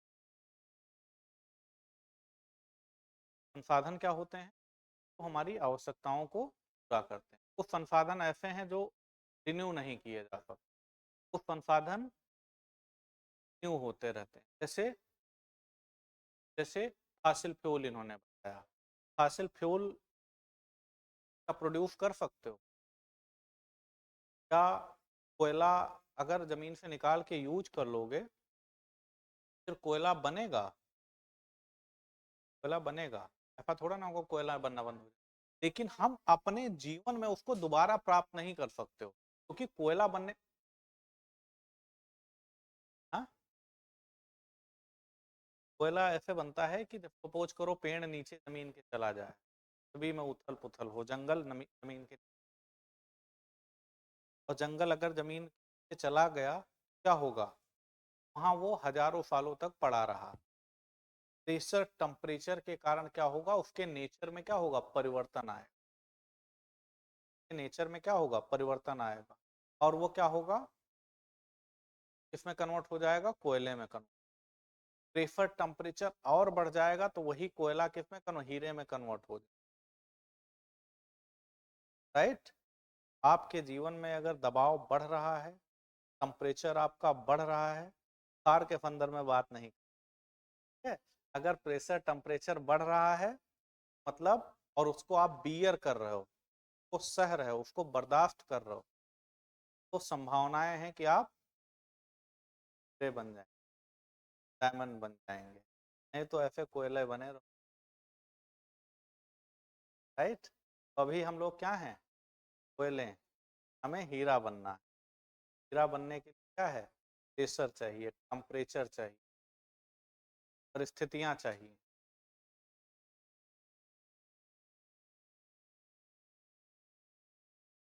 हाँ वेरी गुड, सही बता रहे हो। कोयला निकलता है, लकड़ी जला दो, उसके बाद जो बचता है वो क्या है, कार्बन है ना, और कोयला भी कार्बन होता है। लेकिन क्या वो क्वालिटी होती, उस कोयले में वो क्वालिटी नहीं। तो प्राकृतिक परिवेश में बनेगा वो कोयला क्या होगा, बेहतर होगा। वो बनने में समय लगा है, तो उसकी वैल्यू क्या है, ज्यादा है। उसने प्रेशर टेम्परेचर बियर किया है, तो वो कोयला ज्यादा महंगा बिकता है। नहीं तो लकड़ी से भी कोयला बनाया जाता है, जला दो लकड़ी, कोयला बन जाएगा। लेकिन क्वालिटी क्या उस तरह की होगी, नहीं हो।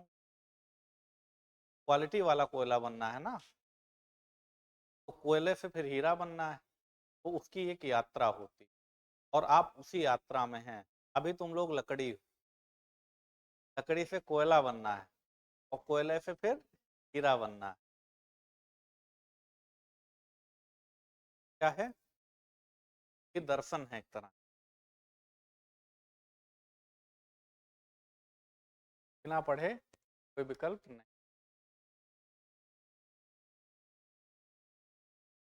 आए नींद गायब हो जाए। आज एक लड़की मेन, कल मैंने डांट दिया थोड़ा सा, इतना लोड बढ़ गया उसका। मुझे लगा कि 1 डेढ़ महीने बाद पेपर है, ज़्यादा समय बचा नहीं, पढ़ना बहुत है।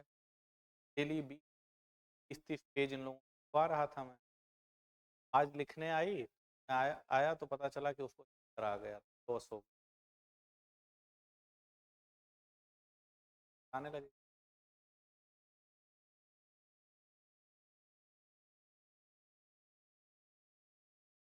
वो वो सिचुएशन नहीं आनी, तो क्षमता जितनी का, देखो हम लोगों का शरीर इस तरह से है, जैसे ढालेंगे उसी तरह से ढलता जाएगा।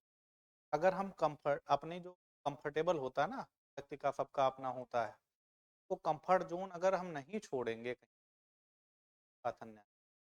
कंफर्ट जोन थोड़ा सा लड़ो, और उसके बाद खुश रहो। पढ़ रहे हो तो अच्छा काम है ना, अब पढ़ने के बाद लोड, फिर गलत बात है। आप सीख रहे हो उसके बाद लोड, बात नहीं। रहो, इफर्ट करो, नया नया नई चीजें सीखोगे तो आनंद मिलेगा उसमें। मैंने आज ये चीज लोड नहीं कर, अभी सोच, अभी जब ये हाल है तो हाल हो जाएगा तब क्या होगा, और लोड बढ़ जाएगा कि क्या पूछ। पढ़ते रहो, मेहनत करो, सीखते रहो, लोड मत, एफर्ट बढ़ाते रहो। एफर्ट से ही बहुत फर्क बना देते हैं। पता लगा तुम्हें पता ही नहीं कैसे क्वेश्चन आते हैं, गलतियां तो होंगी, जाहिर सी बात है।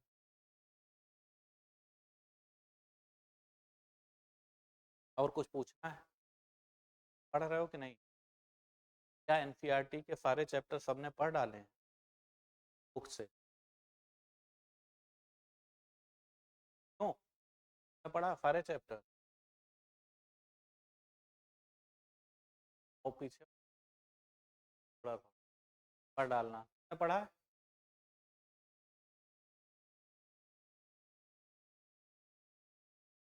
पढ़ डाल, पढ़ा है, क्यों, पढ़ा है, तुम बताओ इधर,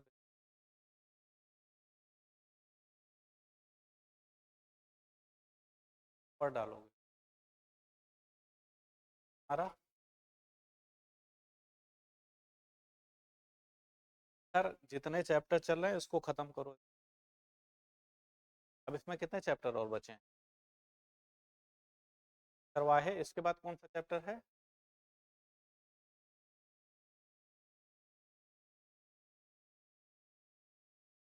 हाँ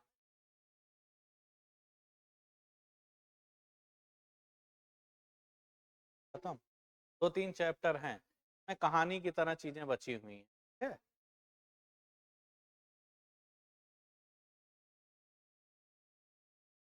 तो पीछे वाला सब पढ़ के आना,